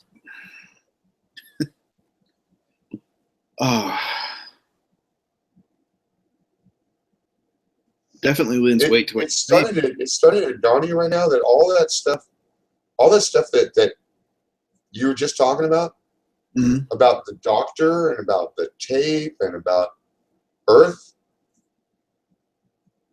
that seems kind of like a dream.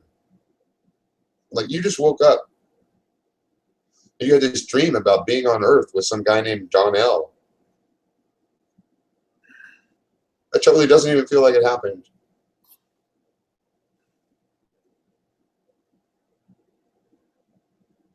I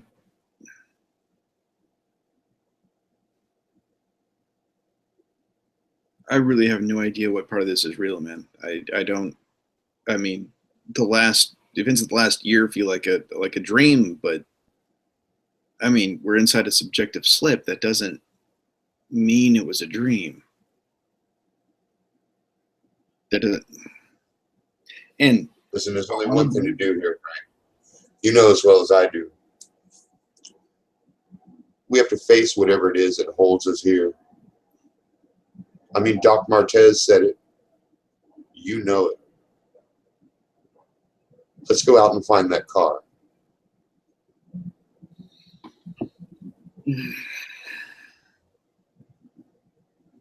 Head back out. Change clothes. Then head back out. Yeah, you're now young Frank, walking around in your jeans and t-shirt. It's like, 20 years out of fashion kind of young Frank. And Donnell is out there. He's he's applied sort of a makeshift splint from tearing his shirt to the bullet hole in his leg. He's looking at you, just shaking his head like, what the fuck? He actually looks at Big Frank and shakes his head like, what the fuck? You came here with me, man. That's the guy that came after, that was driving the car. Or that was in the building. Just don't shoot me again. I don't care which one of you is which. I'm not here to hurt anybody. I'm here to help. All right? You tell me how to help, I'll help. We're going to find that car. Let's do it. So off of 3, you go, Donnell limping a bit. And you make it past the playground, out to that alley. The sun is kind of hung in the same position this entire time. And down at the end of the alley, a pair of headlights appear. It begins moving closer.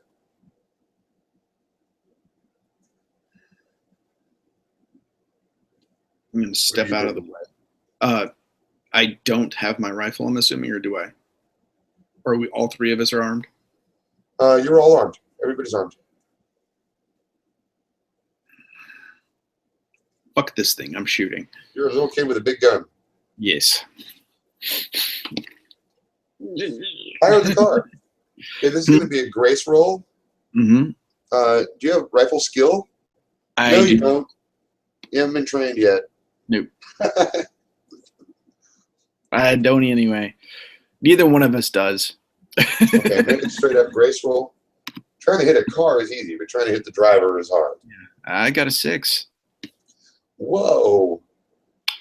Your shot pierces the windshield of the car. The car stops about 15 feet away from you, and you hear somebody shout from inside.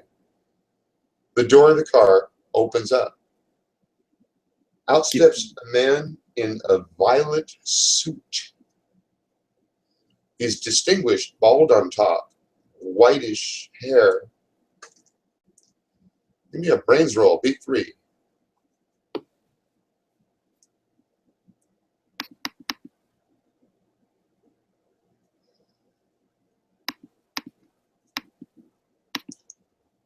Come here. Got a 6. Yeah, you recognize this guy from some of the photos you saw when you were doing that research online. This is Dr. Ingwe Cordoba, CEO of Somnambula Inc. And you know what? He's been shot in the throat. He gets out, blood is streaming. He's gurgling, holding himself against the car. And he's reaching out his hand to you. Mm-hmm. I don't know if he's going to last much longer. Run up, jerk off my shirt, press it up against his throat as hard as I can, against the wound.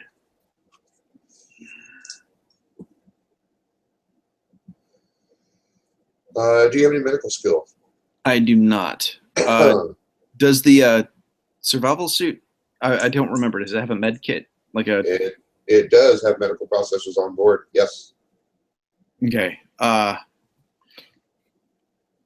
So I'm gonna try to.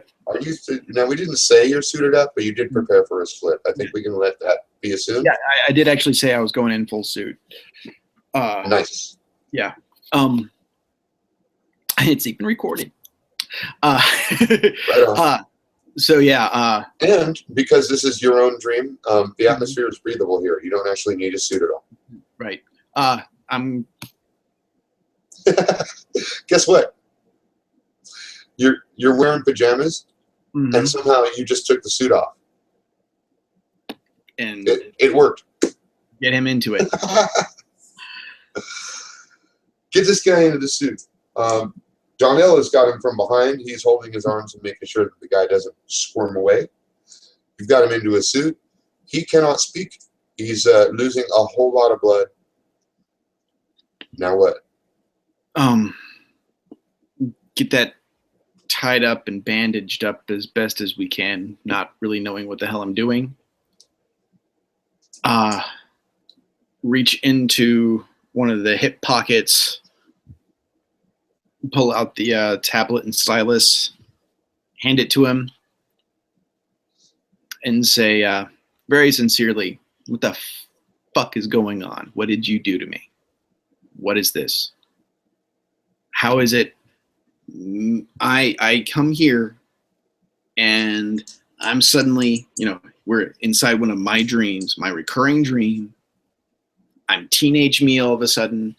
Grown up me says I basically shanghaied him into my apartment, and he's been here in a subjective slip for well over a year past where he should have been able to stay here. Okay, the man, his eyes have kind of gone unfocused. Fuck. He's no longer looking at you. His eyes are kind of gone glazed. As you pointed up at Big Frank, you realize that Big Frank has moved into the car. Mm-hmm. You then hear the car door slam on the other side. As you spin around, you see that Darnell has gotten into the passenger side of the car. The two men close the doors. There's a bright flash of blue light comes out of the car, which then disappears. And the man in the purple suit turns into a beanbag, a big purple beanbag that you remember you really wanted when you were a kid, but your mom wouldn't buy it for you. And now it's yours and you're really happy. End scene.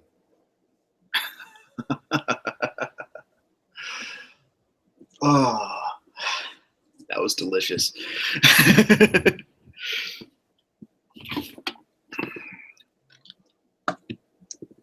Frank wakes up from nightmare of blue goo.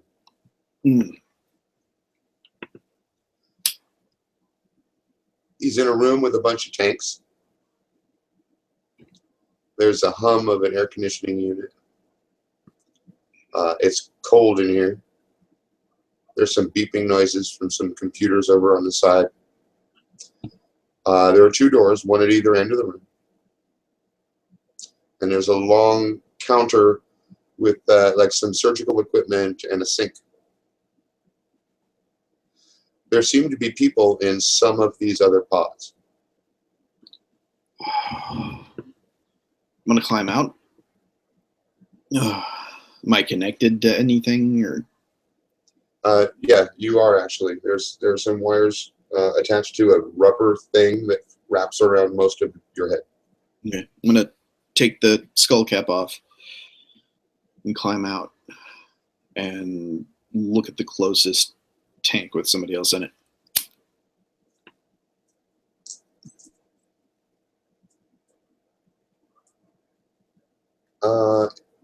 Well, the glass is kind of steamed up and frosty.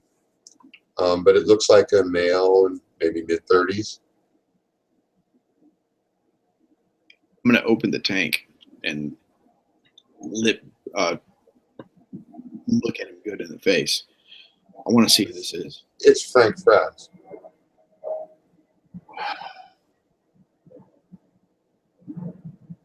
I'm gonna do the same thing with the other tanks until I see somebody that isn't me. Sorry. There are 4 other Franks here. They're all sleeping.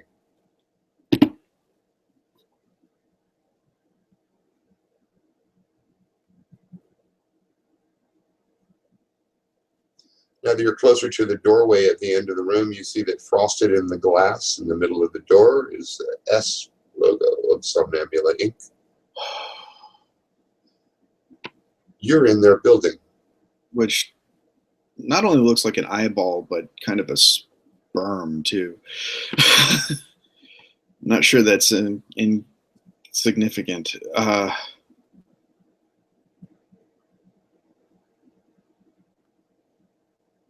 Am I wearing anything at this point? Nope. Yeah, that's what I thought. It's in the flask, gag. You know what, though? Since you looked at your body,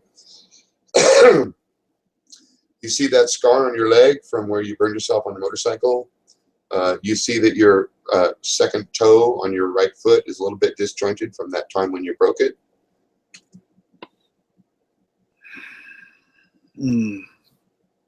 Guess what? You remember breaking it.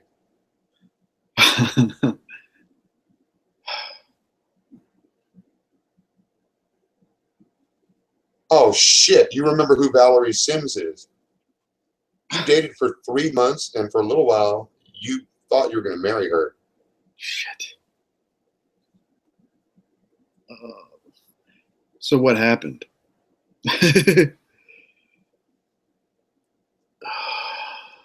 I mean, really, I'm trying to. Part of me wants to cliffhang you right here, buddy. Honestly, I think this is a good place to cliffhang. I think that's a good call. Yeah. Fuck yeah. Welcome home, Frank.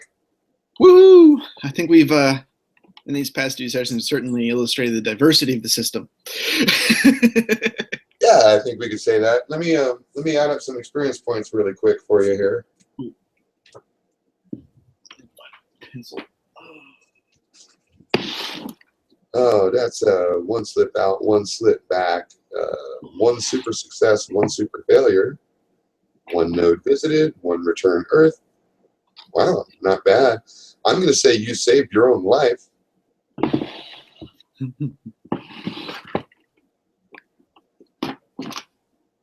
I'm not sure if I can consider that defeating an enemy.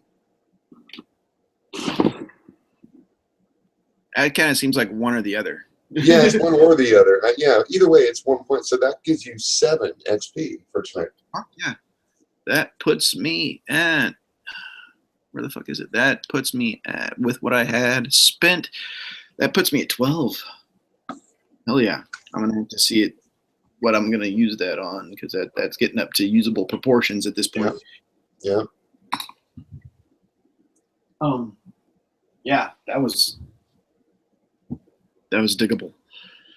That was diggable, and thank you very much for giving me such great psychic content to work with. I was when you wrote the dream journal. Of course, I had already heard the dream, but I decided, okay, let's start with that. Let's go in through your psychotherapist, because Frank was delicious to work with. You gave me a lot of different ways to go. I really just the whole idea of the subjective slip really put me into a PKD by way of Cronenberg, and that's really where Frank came from initially. Was a very much a most specifically like an Existence Videodrome kind of situation, and that's what got fucking hit, man. Especially with the fucking squishy logo. That was that was some new flesh right there.